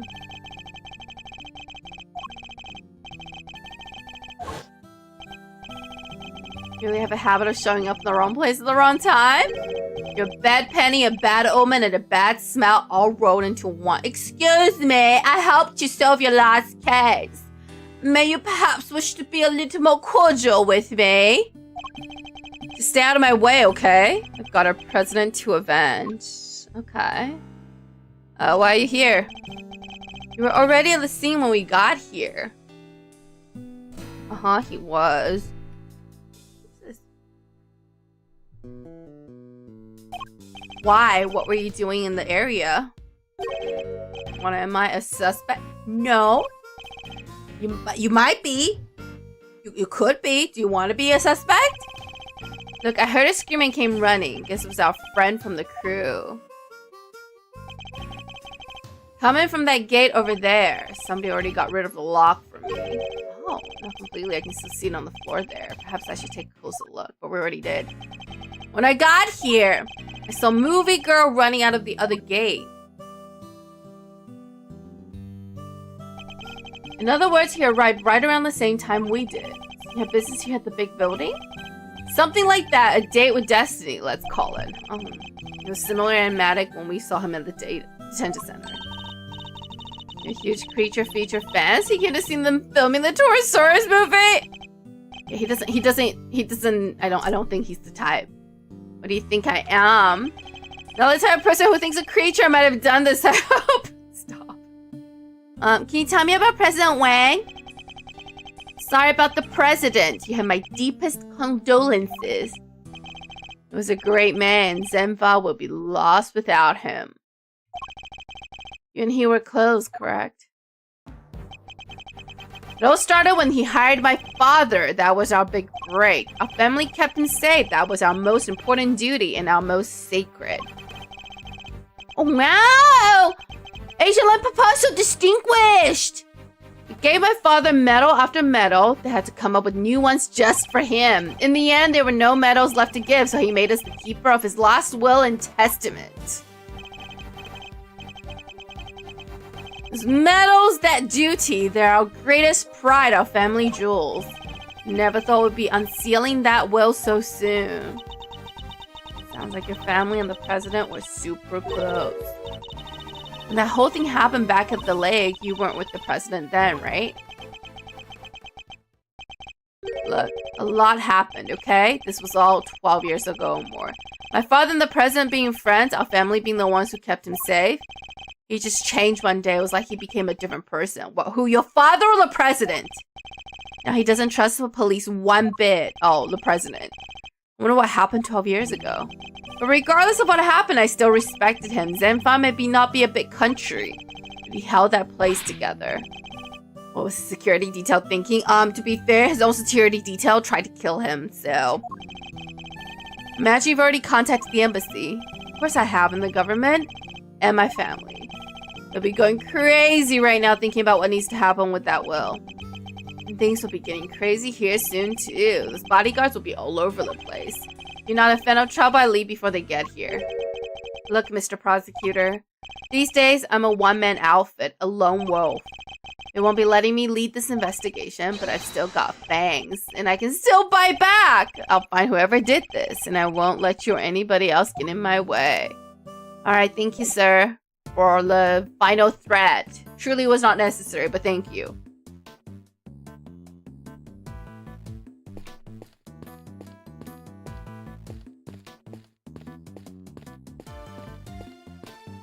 Alright, I think it's time to do some deductions, so we're gonna do that. Alright, so... Side gate chain cut.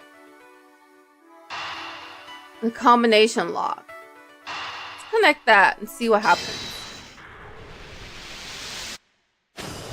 Okay.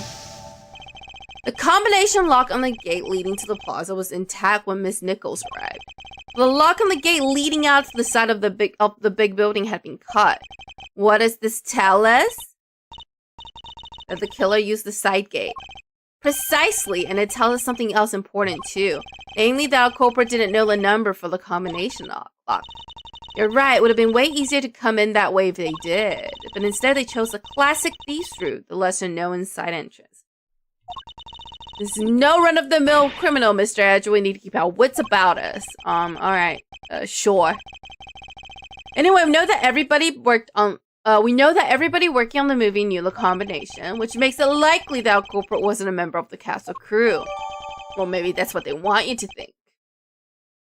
Movie set, lock, data, jotted down my organizer.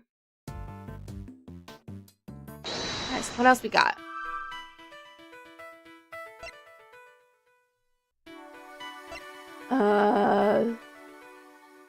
Brief footprint was he stomped on? Oh, that didn't connect.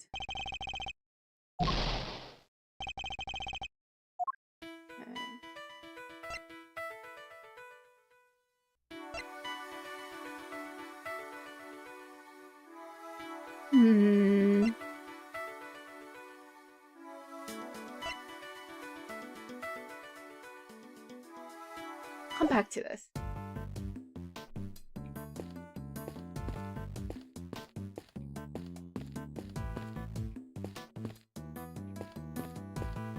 Say this, but I don't think there's anything else to investigate.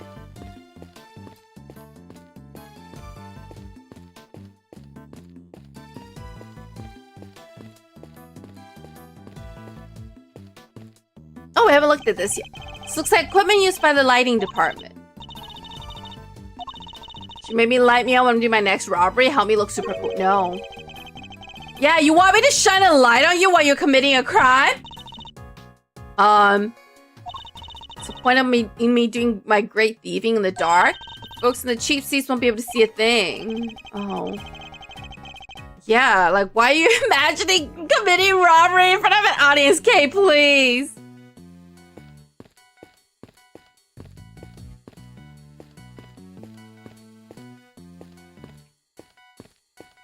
Alright.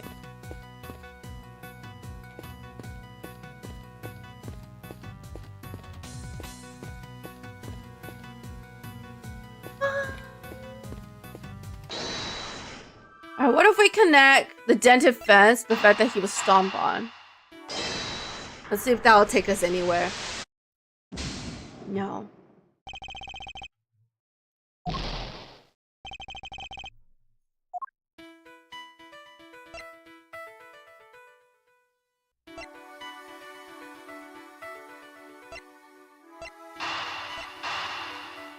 Maybe wasting my HP here. Yeah, we are wasting our HP here.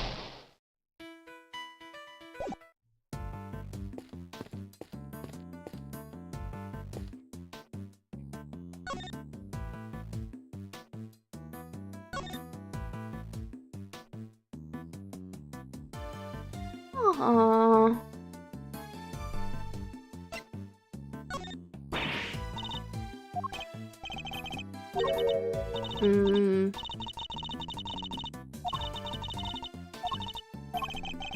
Can't really do anything.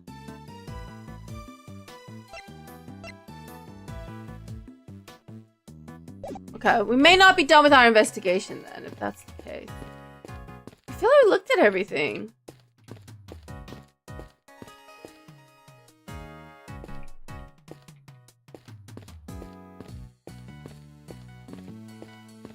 Nothing here. Nothing here. Nothing here.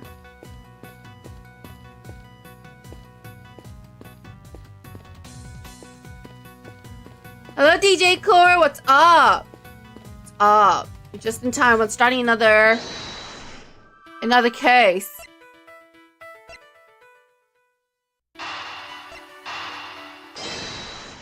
Let's combine was he stomped on with dented fence. No. Am I missing something?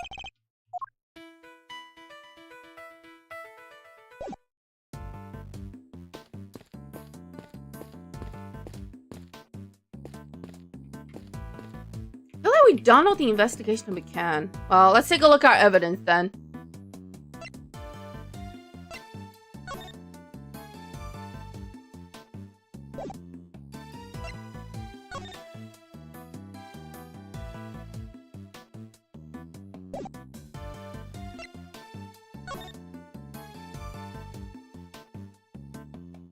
Okay.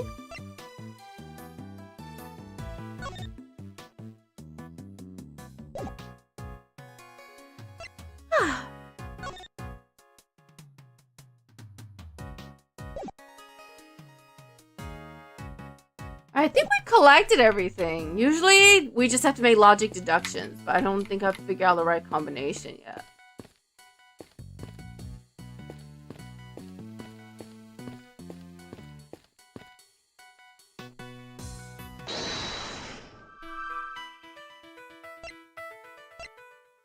We've already tried to link all of these together. It doesn't really work.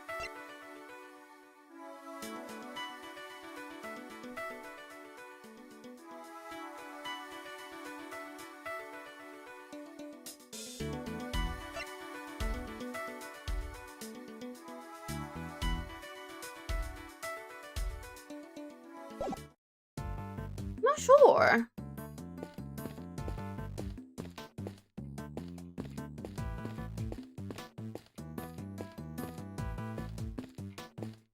Oh my god, and all we can.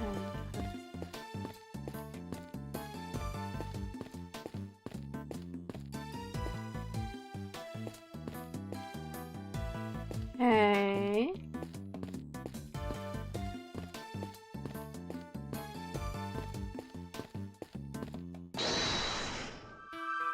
Um.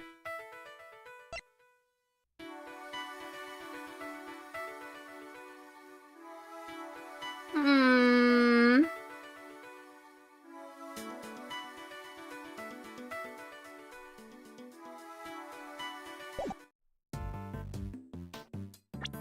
We're supposed to share one of these with them?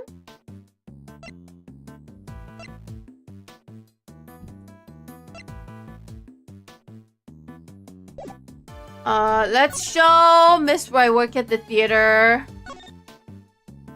the footprints. The Torosaurus really does have hooves that split into like usual. Please don't tell me you think the president will tremble to death by Torosaurus too. She's claiming she's not dumb. I don't believe he'd ever kill anybody. No creature inside a movie should ever harm anybody outside of a movie. That's a golden rule of the creature feature community. Okay.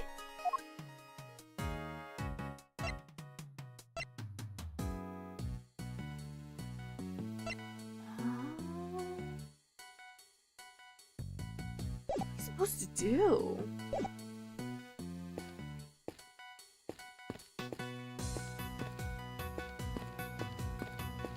This man's dead body.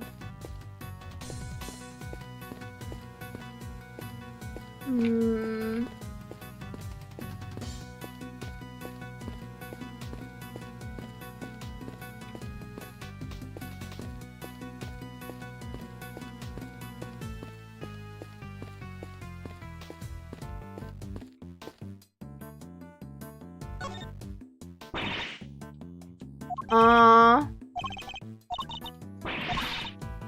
What if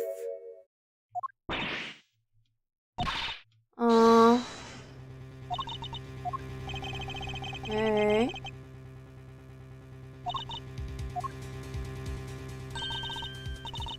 Okay. Okay. Okay. Going off.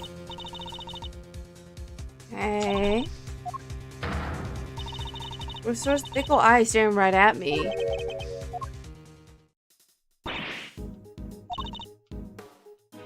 Okay, let's see.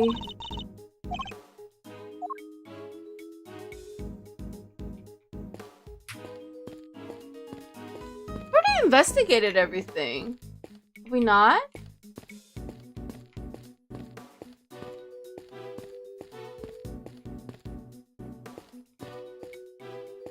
This didn't really let us in either.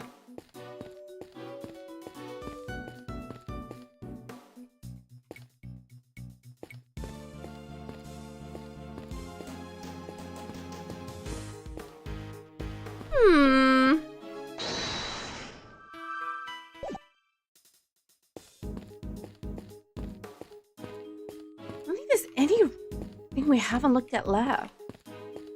Is there?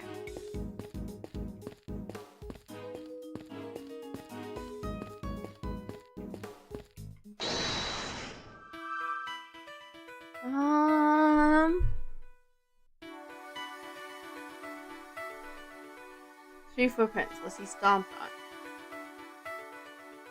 Dented band.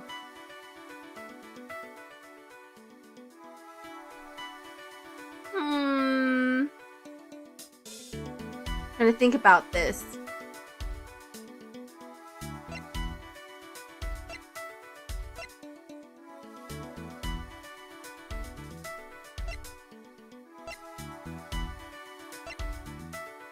Okay, so we tried these two. These two.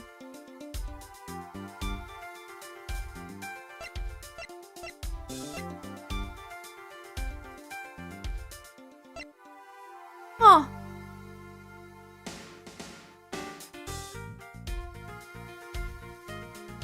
Let's see. Wait, before I do this, maybe I should save. I don't want... Oh, whoops, wrong button.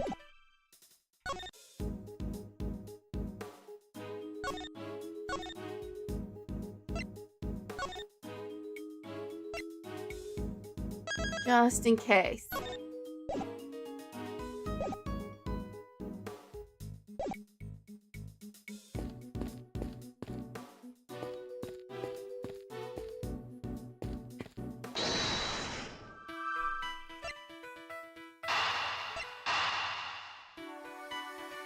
I feel like these two aren't really...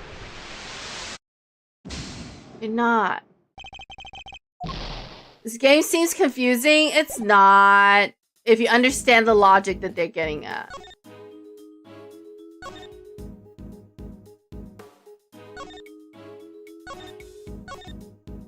We've looked at everything. None of our... What's C have to say? Let's see what K has to say. Okay.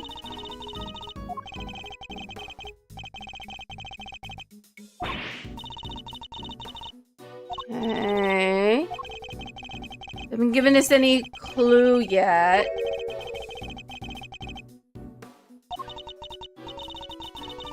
Maybe somebody like Mr. DeKillick murdered him? I can't say anything for certain, but it's possibly we can't discount for now. Okay.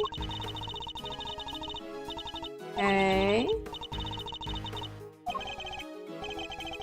Okay.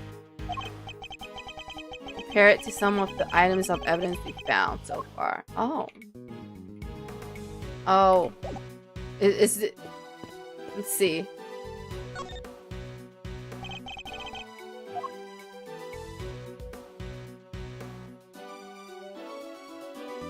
So we're supposed to deduce the horn with the poster that we got. Eureka! This could be one of Torosaurus's horns, couldn't it? It really could. Maybe it's part of a prop from a movie. If it is, it must be from something pretty big, judging by the size. What's it doing on the ground here? Excellent question. We absolutely should ask one of the crew. Maybe they'll know.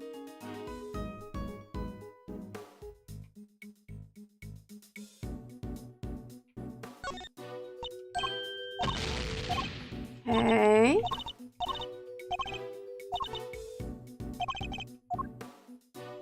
All right.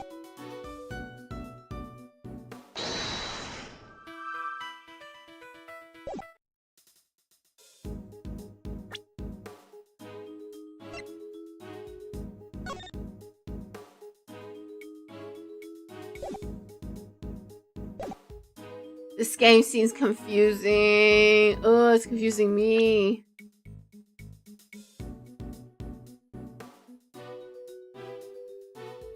Okay.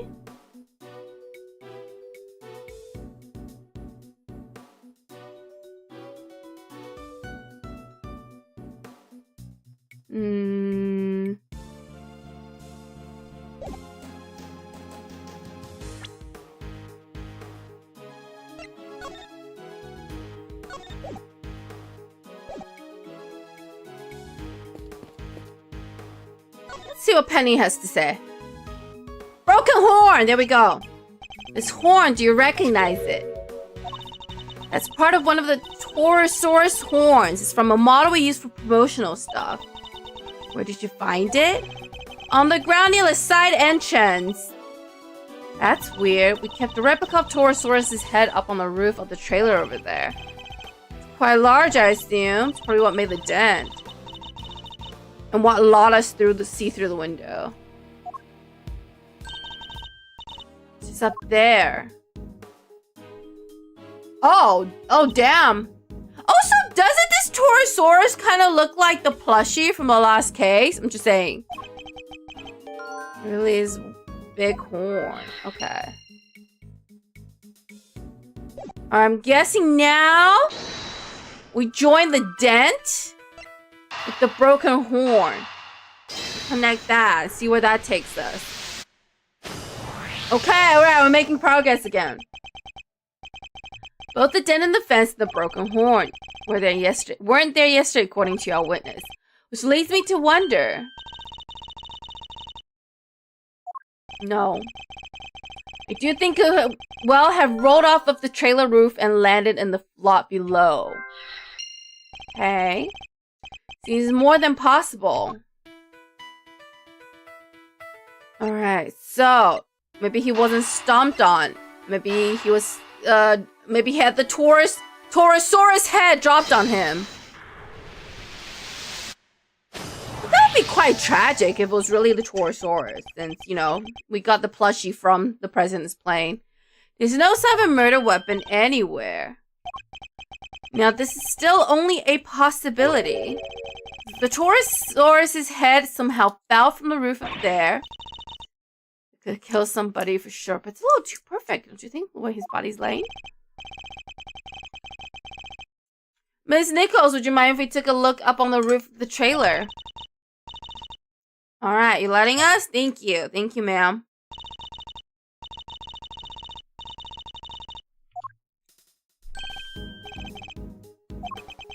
I found out what I need to know for now. Alright, Agent Lang. What might that be? Huh? Oh, it's the kid! It's the kid! Oh, wait, is he the stalker kid? From the samurai, steel samurai case? Wow, Lang and the kid are having a standoff.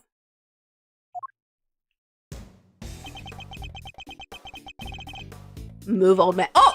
Excuse me? Damn. MC Milk. Does that say MC Milk? Oh no, it says UC Milk. Why didn't get out of here? Oh.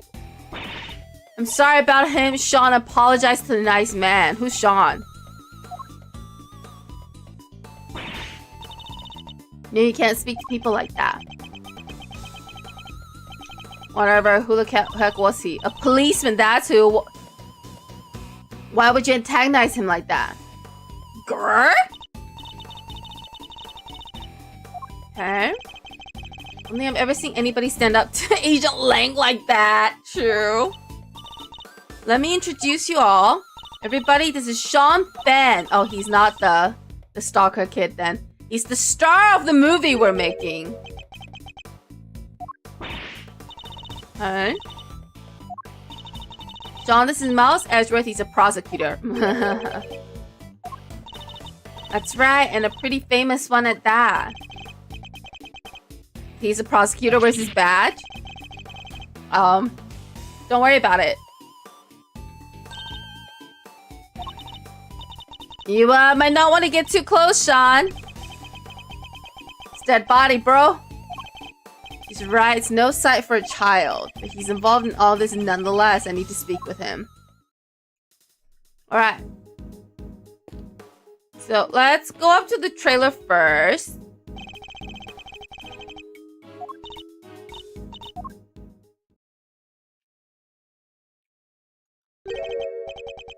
So this is the mighty Torosaurus.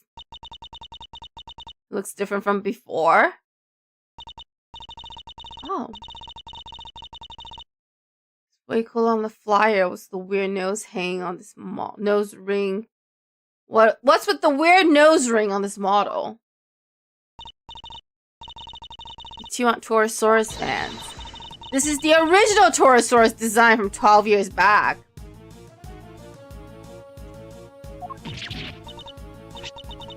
So what's the one on the flyer? That's the all-new Torosaurus. They gave him a makeover specifically for the movie. It looks so much more contemporary now, don't you think? Let's see. This one's a cat. Bro, we're the police. We need to expedite that movie at snail's pace. Yep, Rondo, but the minute the police gets here, we're gonna get kicked out of the crime scene. He is just a cow, or at least he was originally based on the cow. He's a he's a monstrosity. The cow, men's best friend, reimagined as a terrifying monster. That would be a dog. It totally makes you think about your whole relationship with nature, right? That was the original concept. Yes, I'm sure.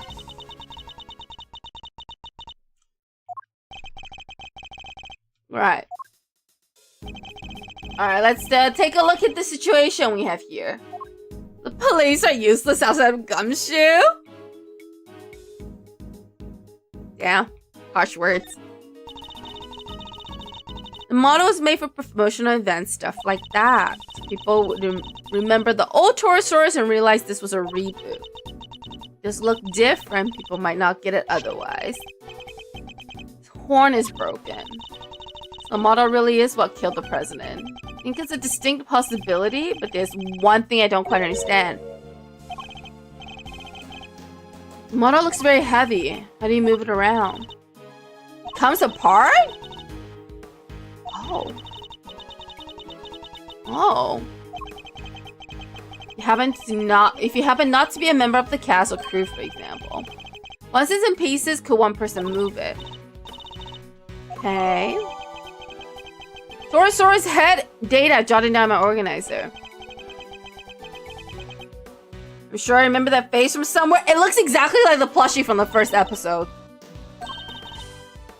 Noseless cow? Yeah. We know it from the president's plane, of course. And from the auction.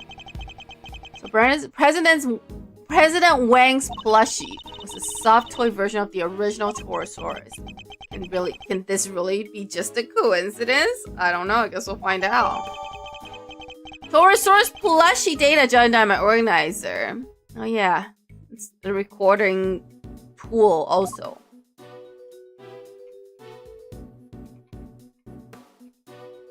Oh, what's this? You're not thinking of stealing it, are you, Kay? Thinking I could just carry it around with me? I see. Every time you shout objection, I can light you up with it and make you look super cool. Well, it would look super cool. Thank you, Kay, for the thought, but no. No. Yeah, hopefully never. Alright.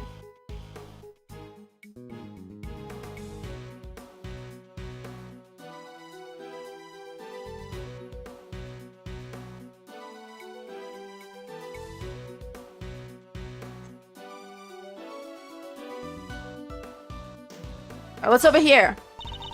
There's a heater here. Do you think it's to keep the crew warm or something? Spring now, but evenings can still be pretty chilly. It really gets in your bones. Okay.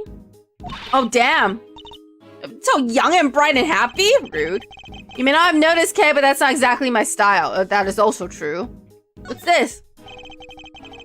These look like cans of paint thinners. I guess they were being used by the prop department.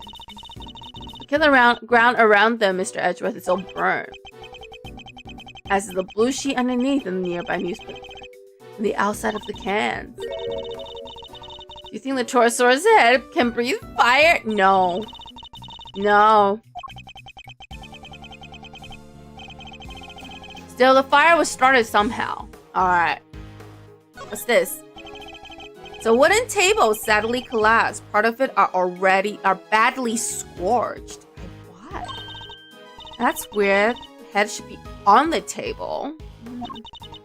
The legs are broken. Guess Torosaurus isn't going back on there now. Score match looks particularly bad with a leg snapped off. I think there might have been a fire up here. That's what happened to the legs. The fire had burned through the legs, the table would have collapsed, and the head would have fallen down to the ground below. Fire caused the head to roll. Alright. So I haven't have an idea about how the fire may have started. Those cans of paint thinners by the heater are pretty flammable. Not a great place to keep them. Make sure somebody moves them. The stove didn't get used yesterday. Not while I was here anyway. Which makes the question of what could have started the fire all the more interesting.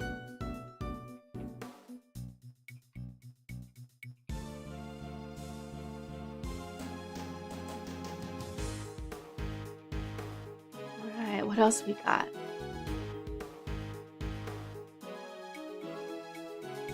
Nothing! That's it! Let's talk to Sean!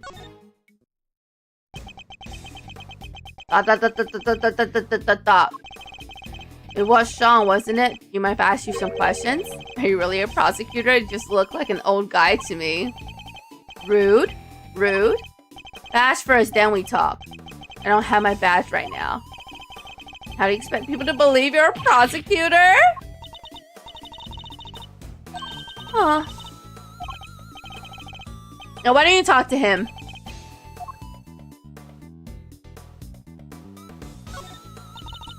So you're an actor, right, Sean? Yeah, so what? That's amazing, you're so cool. It's not that big of a deal. This approach seems to be having an effect. So, those horns of yours.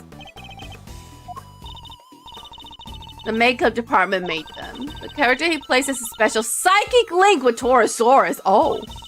And the horns allow him to communicate with his giant friend. Isn't that right, Sean? Oh. We don't need to know all that stuff. Yes, we do.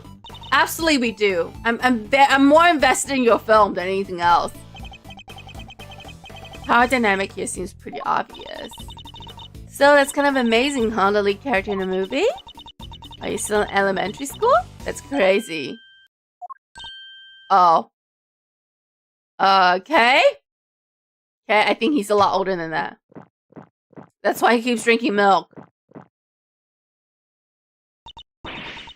Sean's actually 13. He just looks a little younger. He's a little and cute. He's trying to drink milk and get taller. The backpack's part of his costume. He's playing a role, remember? Uh-huh. It's kind of small, you have to admit. You try not to talk about that too much in front of him. Okay, read the room for a sec, okay? So part of the role, except for the carton of milk, maybe. Yeah, alright. You know anything about President Wang? The dead guy? That's the president, right? Yeah, you know him? A little. I met him once. Oh, he's meeting with the presidents now? That was a real piece of work. Oh. What was bad about him anyway? Huh? Oh, he doesn't want to talk about it. President Wen was working with us on the movie. Huh? How exactly? He had a part, just a cameo, nothing big. So he came to look around the set one time. That would have been when Shaw met him. Hey? We heard he was a huge fan of the original Torosaurus. So the studio offered him a little role. They figured it would be a good PR. Last thing I need is some amateurs on my set. Damn.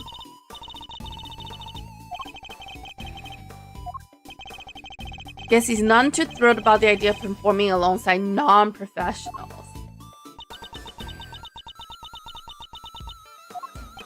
Alright, there's a lot of dot going on. Oh, here, thank you. Photograph. Just got them printed. You can keep it if you want. Aww. I just happen to have a spare, that's all. I hope you don't mind me asking, but can we take a look too? It was taken yesterday. No footprints and certainly no body. Alright, so we got a behind the scenes photo.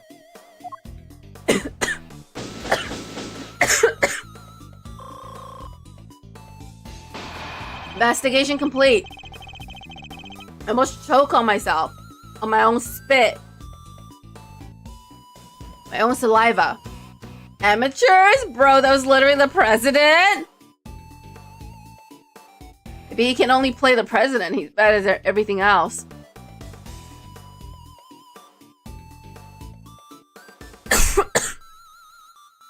Alright, I think that just about wraps up our preliminary investigation. So he was killed by a falling Torosaurus head. At least that seemed the most likely explanation for now.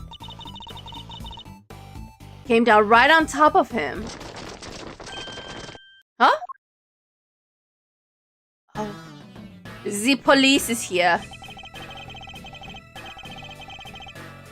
Well, they took their time, but here they are. Police, bodyguards, the whole gang. It's a little late for that, don't you think? Whoever it was made a big mistake. But I promise you this. They'll pay. Wow, Agent Lang, fighting words. I'm on their trail already? Huh? What do you mean? Our president may have been murdered, but that doesn't mean the extraterritoriality applies. Oh, I hate this word. The local police have jurisdiction. Luckily, I know the right people to talk to. And I just got myself seconded to the case. Lowly one-man outfit or not, I'll be working this one. Alright, sounds like you already have an idea of where you like to focus your inquiries. More than that, I've already caught scent of my prey. Take a look at this. It's a printout from a security camera on the viewing platform at the top of the big building. Judge Gavel! Oh! Okay, we gotta save Gavel now, guys! How the tables have turned! One of the elevator leads onto the roof, so it records everybody who goes up there. And in this particular case, it recorded the president and his murderer clear as day. I don't think Gavel would ever kill anyone. She's too into the goddess of justice. What was Judge Gavel doing there? He's saying he suspects her of the murder.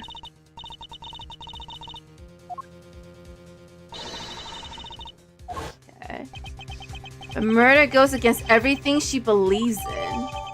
Security camera footage, data jotted down in my organizer. Agent Lang, perhaps you could explain your thinking on the matter a little further.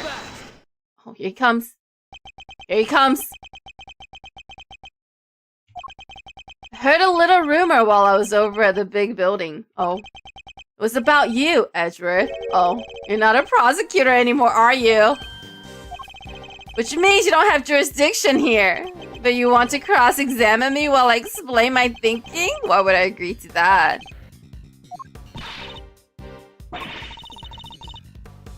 You're the one who was just talking about being a lonely one-man outfit. Yeah, we could be friends! You know what? Maybe it should be you explaining your thinking to me. How come even though you're not a prosecutor, you're still sticking your nose into this case? I mean... Valid question. It's a valid question. Why am I still here?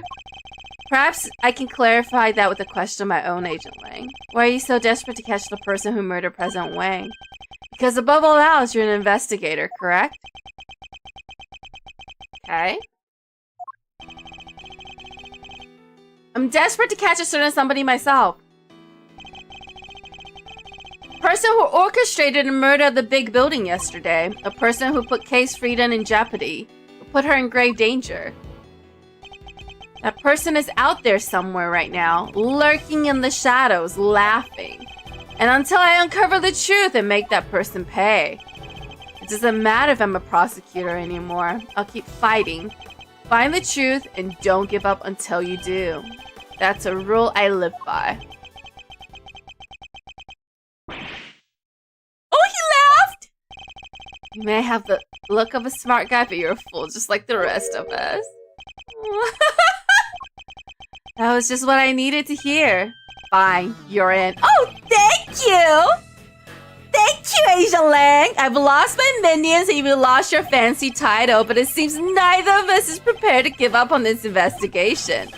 Now, seeing as we're both so stubborn, how about we go head to head and thrash out the details? Damn.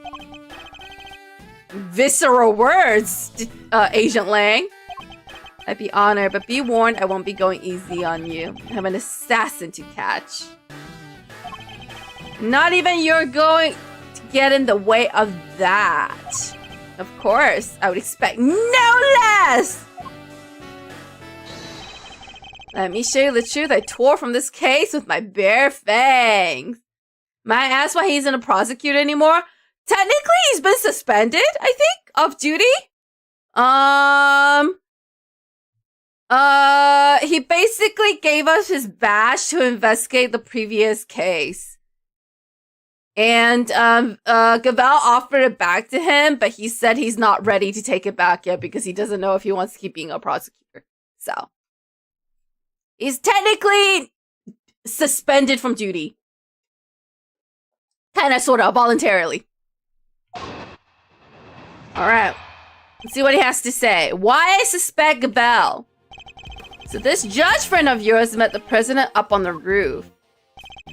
And then she pushed him and he landed right here. This all happened the night before last. People had all been cleared from the viewing platform, so it's just the two of them up there. It pretty much sums it up. No doubt about it, she killed the president. Okay. They were there completely alone, no bodyguards? I checked. His security detail had no idea he even went up there. He must have gone in secret. Maybe it was a conversation they didn't want anybody to hear. But what kind of conversation? How were the two of them even connected? Seems the president spoke to the owner of the building ahead of time. He had him set aside the viewing platform just for the two of them. It was the president asking. I guess the guy wasn't about to refuse. So the last person to see the president alive really could have been Gavel. Did you say her name was? Her. This argument certainly isn't completely without merit, but I noticed at least one glaring hole in his reasoning. You did? That's where I'll need to focus my counterattack all. Okay. Rebuttal on why Asian Lane suspect Gavel. Alright, so let's press the fact that they met up on the roof. How can you say for certain that the two really met? So plans to come and swing. Oh, I've seen worse approaches. Dominate the battlefield. Counter your opponent's every move to try and test his strategy. Okay. This battle has barely even begun, Mr. Prosecutor. Shut up and buckle up. I'm not a prosecutor anymore. Temporarily. Hold it! The night before last. How can you be so sure of that? Not sure, take another look. Take as many as you need. The pictures from the camera up on the viewing platform, like I said. Camera doesn't lie. That's from 2 nights ago. The picture of them both entering the rooftop area, but nothing from after that point, I assume? Only one camera is pointed at the elevator. Can't see the viewing platform itself. Still, this is where the murder happened. I'm sure of it. President really was killed 2 nights ago. Then his body would have been here in the lot this whole time. Okay, I get where he's going with this. But let's keep pressing. Yeah, let's keep pressing, even though I know where we're going with this. It's entirely possible somebody else was up there, surely. What about the cotton candy stand? The owner of the building received a request from the president himself to clear the area. He knew there'd be serious trouble if he messed up, so he went to work as quick as he could. To clear everybody out, I mean everybody, including your stupid cotton candy seller. What you got against cotton candy, bro? I love cotton candy. Okay. Okay. Okay, so the night before last, but it can't be because we're the photo from yesterday. Objection, sorry. Shilong Lang, former star agent of Interpol. Hell almighty have fallen. Wow, why you gotta be like this, Ezra? Take a look at this picture. It's behind the scenes shot of some of the cast and crew. Okay. It was taken only yesterday. Yes. If Judge Cavell really did kill President Wang the night before last, the body would have been clearly visible in the background of this picture. Oh, you got that. That was good. Perhaps she has taken a little more time to speak with those involved. After all, thorough witness interviews form the basis of any good investigation, as you should know.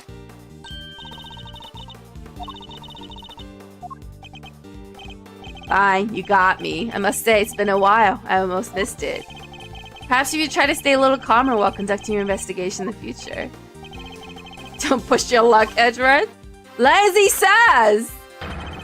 The righteous anger of a wolf lasts 100 years. I won't be calming down anytime soon until we call the president's killer. Well, the same thing we all do nonetheless. The body appeared last night. We have to accept that now. And there's one other thing you'll need to accept. The president didn't die from a fall. He was crushed by the falling head of a giant monster. The incident occurred here on the movie set, not on the top of a big building. Says you, but that's just your theory. I'm not about to give up my own because of it. It literally can't have happened the night before last. We just proved that with this picture. Did you? What if your friend Gabel pushed the president off the big building the night before last, and then came down here to the movie set and hid the body somewhere? Here? But where? There's all kinds of stuff down here. Costumes, equipment, you could hide it anywhere. Then come back a day later, last night, in other words, and take it out again. Just need to check the law for trace evidence, but soon find where she put it. There won't be any need for that. This piece of evidence proves that Judge Gabel can't have hidden the body. Huh? Huh?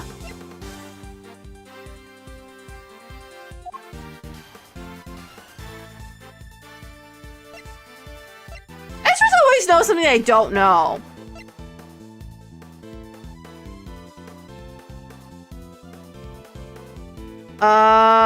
Let's go with the locks. Both entrances to this lot were locked. And we already know that the chain on the side gate was cut only last night. Judge Gabel had no way of getting in here to hide the body the night before last. The murder has to have happened 2 nights ago. Why are you so set on believing that? Because if you remember, that picture was a printout from the video and there was more. Okay, tell me about it. There's footage from a few dozen minutes after your friend went up to the roof. Went up on the roof of the president. It shows her heading back into the elevator alone. You know what there's no footage of? The president himself leaving that roof. There's no other way he could have gotten down from the top of the building that high. Unless he was pushed by Gabel. So the president was never observed returning from the viewing platform? Yeah, the camera was pointing at the elevator door the whole time. If anybody else had come up or down, it would have been on that tape. In other words, the presence of the camera ensured that nobody could have left unnoticed. Oh, except that's not true. Except we know that's not true. Because we know there's a hidden entrance. Okay. It's no good news for Judge Gabel, but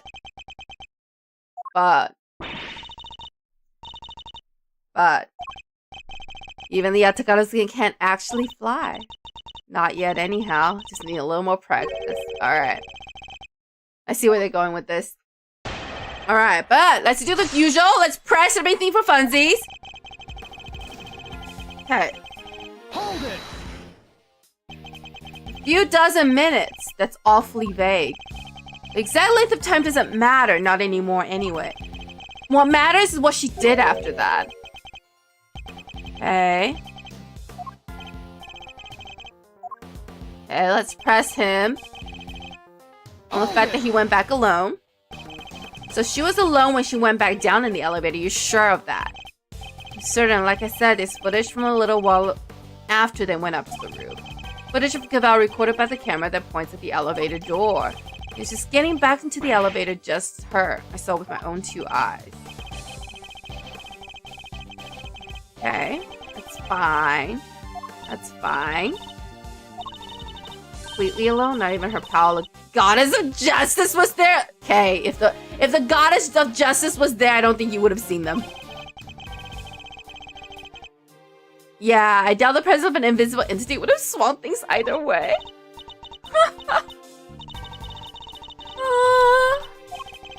Alright, let's keep going.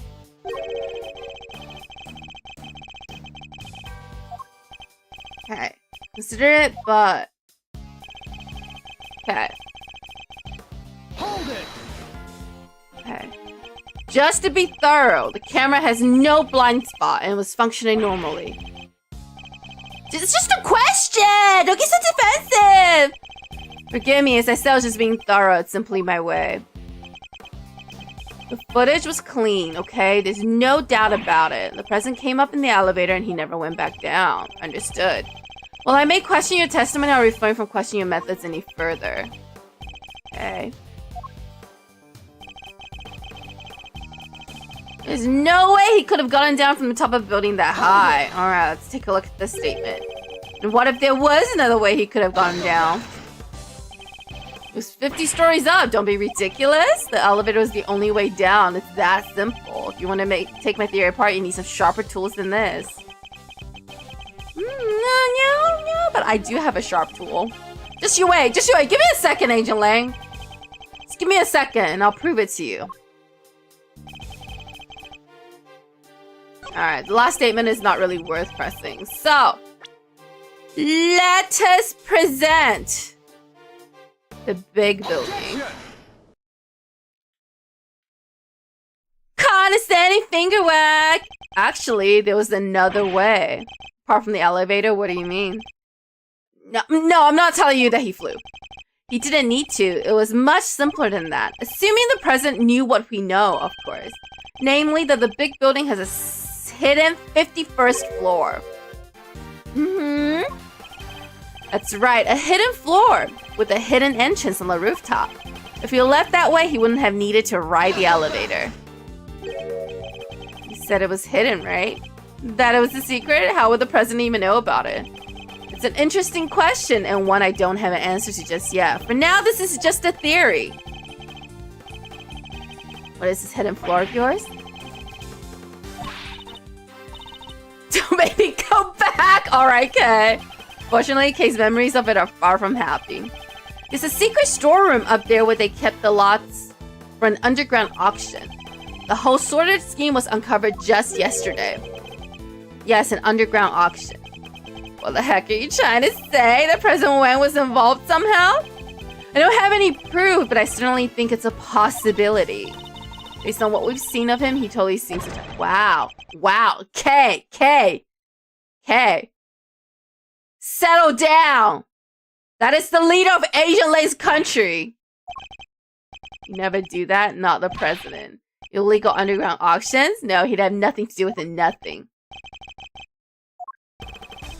I put you to a feeling lucky? Because when people start saying stuff like that, I start biting. Okay, you gotta be a little more tactical than that. No idea how much the people love him, how well respected he is? Is that really true? I guess we know what lurks behind the seemingly respectable public face, but the people of Zanfa clearly don't. I wonder if I should tell him the truth about his beloved president. No, what good would it do? It would only upset him more fast. Forgive me, Agent Lang, I didn't mean to upset you. We spoke out of turn, both of us. I can only apologize. Apology accepted and reciprocated. I'm sorry I got carried away. Aww. It's alright, you can come out now. It's fine. It's not you I'm upset with. It's the animal who killed the president. Well, ain't you just a fine figure of a man? Oh, patriotic and such. Gonna tip your hat to that sort of thing. Alright, Lotta. I got good news for you, Mr. Patriot. Real good news. Like what? Ain't no way in heck your pal the president moseyed on downstairs via 51. I was hunkered down in that storeroom the whole dang time. Eyes peeled like oranges. She would have already snuck in by that point. Alright, missed heart statement data jotted down my organizer. Okay. Guess my theory still stands, which means I'm not budging an inch. Nobody saw the president after he met with Gabelle 2 nights ago. That's a fact. It's also a fact that the body appeared only last night. How could the president have fallen from the roof 2 nights ago and only being found today? Seems a little slow as falls go, don't you say? Sure, there are questions that still need answering. I'll give you that. And I guess there's one thing we can both agree on. Question of exactly what happened here yesterday will require further investigation. Okay. Because all we know for sure is that the body and the footprints appeared during the night. Alright, we'd like to hand the body off to the coroner if you don't mind. He's all yours. Just take care of him. One last thing. We found footprints near the body. Oh, you did? Footprints in the footprint, if you will. Little ones in the big ones. Oh. Human footprints in the monster print? Interesting. And what kind of prints? They were child's footprints about the size of your average elementary school kid. Oh. Oh. Oh, no. Sean, what did you do?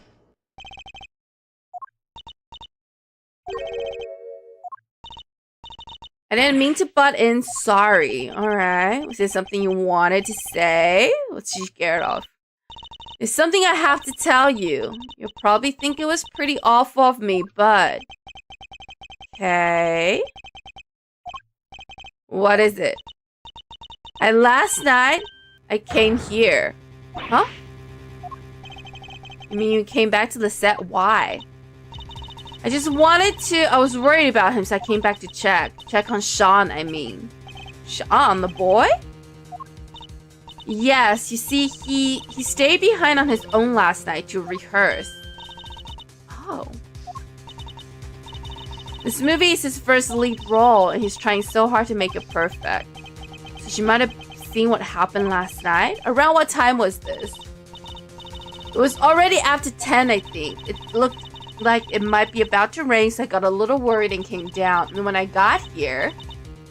You saw something, didn't you? Alright. Sean was there on his own running his lines, and towering above him there was this long, like a really long neck? With skin like an enormous worm. It was like a dinosaur. Oh.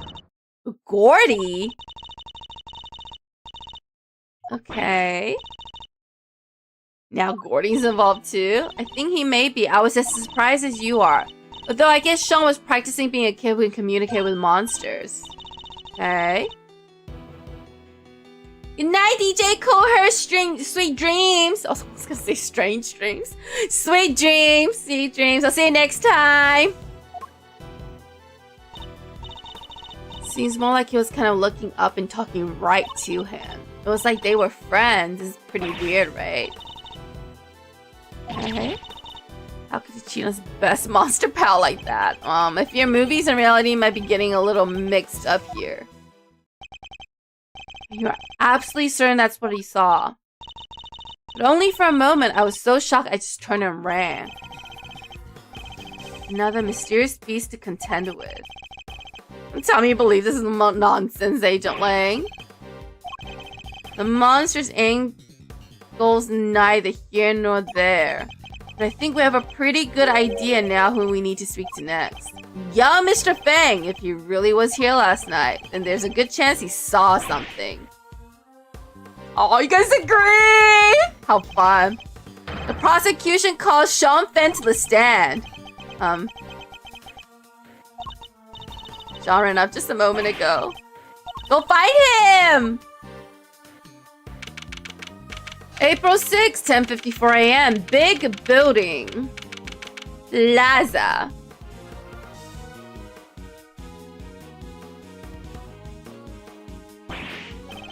Where the heck did he go? Maybe he just went home?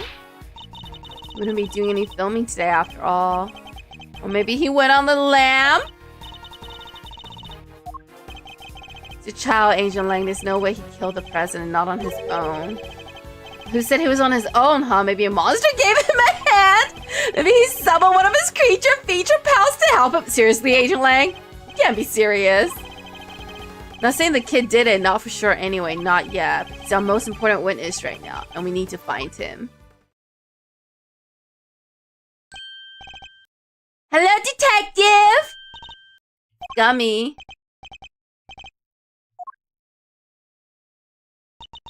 Oh, he ran away.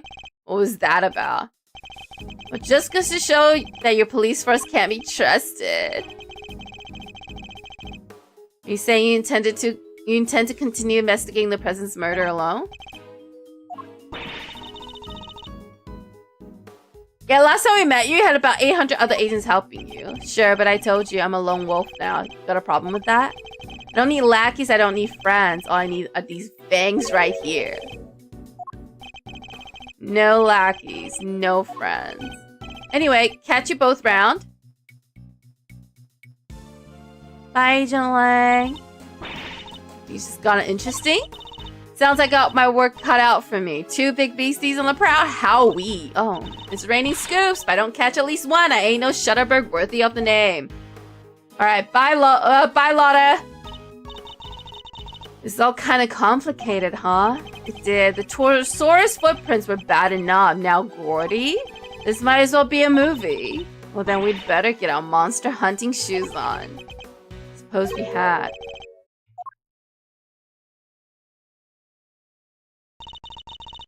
It's one of Agent Lang's old team. We've come across a few of them on previous cases, but this one's on his own. Excuse me. Hello, Men in Black. Long time no see. How come you're not with Agent Lang? Shifu, he's not technically my boss anymore. What happened? You remember that case from a month or so back? The Yatakarasu case. How could we forget? You made kind of a big mistake there. Came about as close to aiding and abetting a serious criminal as you can come and still keep your job. Guess I was pretty close. Well, being Shifu, he took full responsibility, so they disbanded our team. Aww! It explains why he's not a lone wolf, as he puts it.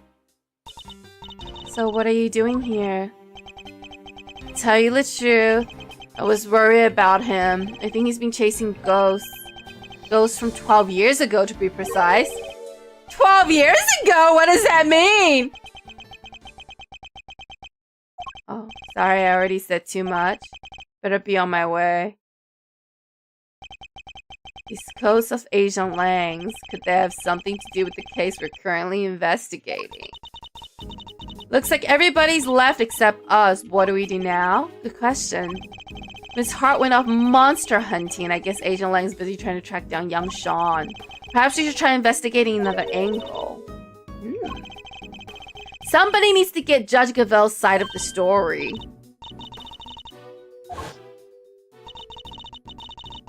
Better be on my way. I'm to preside over the trial of Fifi Lagarde in a bit. Guess the trial will be beginning right about now. Indeed, I think we'd better head down to the courthouse, don't you? Alright, let's go. Let's go. To be continued. Alright. Save your progress. Yes. Yes. I like how almost all of the Ace Attorney cases, the finale case, always has something to do with like 10 or 15 years ago. It's never a case in the present. I mean, it is. It's always a case in the present that is related to a case far in the past. April 6, 11:23 a.m. District Court, courtroom number 3. Oh. Oh, hello. Is the defense ready to proceed? Oh, hello, Fender. Hello, Franziska. The original attorney in this case, Rosie Ringer, was murdered, while the original prosecutor, Eustace Winter, has disappeared. So Fender and Franziska have taken over in their places. Alright, let me begin by apologizing for the delayed start off to these proceedings. The crime we are here to adjudicate took place in a prison, an institution of the judiciary. What's more, the fact that the defendant was the warden of said prison carries grave implications. These two factors combined cause pre-trial preparations take more time than usual. Okay, I don't mean to be that person. I don't think the judge presiding over the case should also be the judge that investigated the case. I'm just saying, that sounds a little bit, sounds like there's a lot of room for bias here. And then the unfortunate passing of the attorney in charge and Miss Rosie Ringer delayed the trial yet further. But now we're ready to begin at last, Mr. Fender and Miss Von Kamera. The court thanks you both for stepping in at such short notice. Okay. This was the last case. Can exactly say no. Okay. Everything cool on your side? It's hardly ideal for the prosecutor in charge of the case to have run off and banded it. The justice can't sit around waiting for him to grow spine down. Evidence has just been handed to me, so yes, I'm ready. Very well, bring the accused Miss Fifi Lagarde to the stand. Oh, Fifi. Hello, Fifi. I invite the prosecution to make its opening statement. This might be the most courtroom action we're gonna get in this game.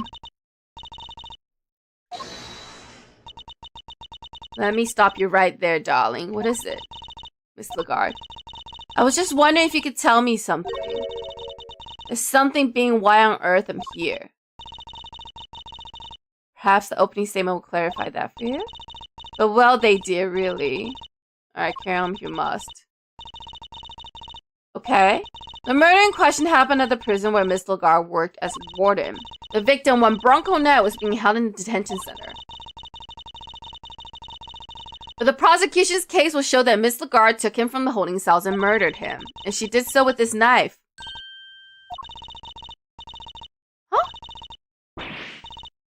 Huh? Wait, what? The evidence is missing? The murder weapon, it's not here, and neither is Bodhidharma Canis' chisel. Huh?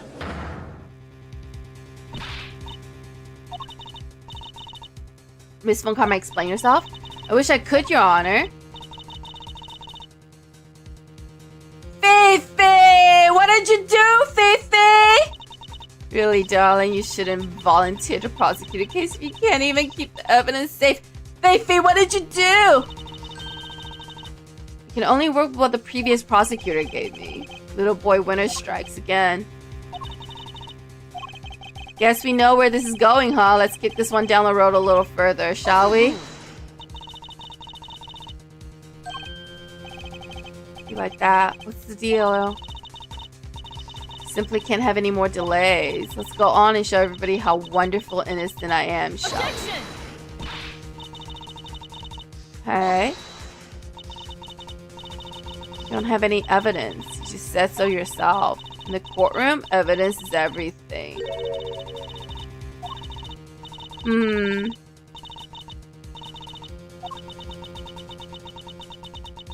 Interesting.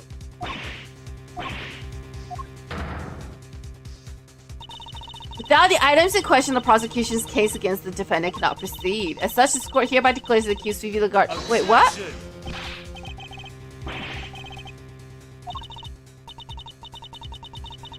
What is going on? You know as well as I do that little Miss Worm over there is guilty as all heck. And as for the murder weapon, you were right there when we found it. It's incumbent upon this court to see that fair judgment is afforded to all. And as the instrument of the court, I cannot allow my experience or opinion to interfere with my work. You must think of the Judge Gavel who was present when the murder weapon was found and the Judge Gavel you see before you in the courtroom today as two entirely different people. And you shouldn't be presiding over the case! Objection! Give me some time, just a little, I'll find it. Prosecution hereby requests a recess. The defense does that too.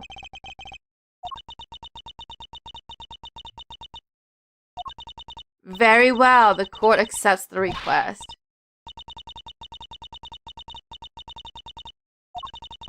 It'll be a 15-minute recess. I suggest that both the prosecution and defense use the time well. Very well, we will reconvene in 15 minutes. Damn. Interesting. Well, as exciting as it is, as exciting as it is for us to be at a spot where all of a sudden evidence from a previous case we were working on has disappeared. We're going to have to continue that next week. All right, save this right here.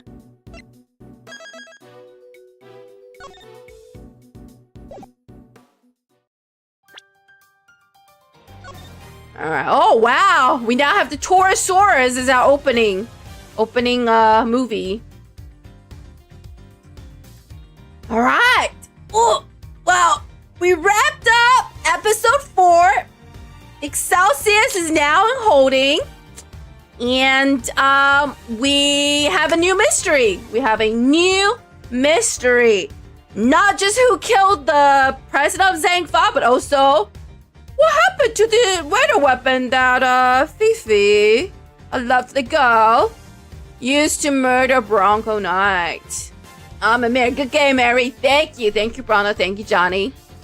That is it for tonight. We will continue the mystery next week. We'll be back on Saturday with more Persona 3 Reload. And, go from there. Have a great day or great night wherever you are. I appreciate you all so much for coming. Have a great day or great night wherever you are. I will see you guys all in my next stream. Good night, and I'll see you next time. Bye.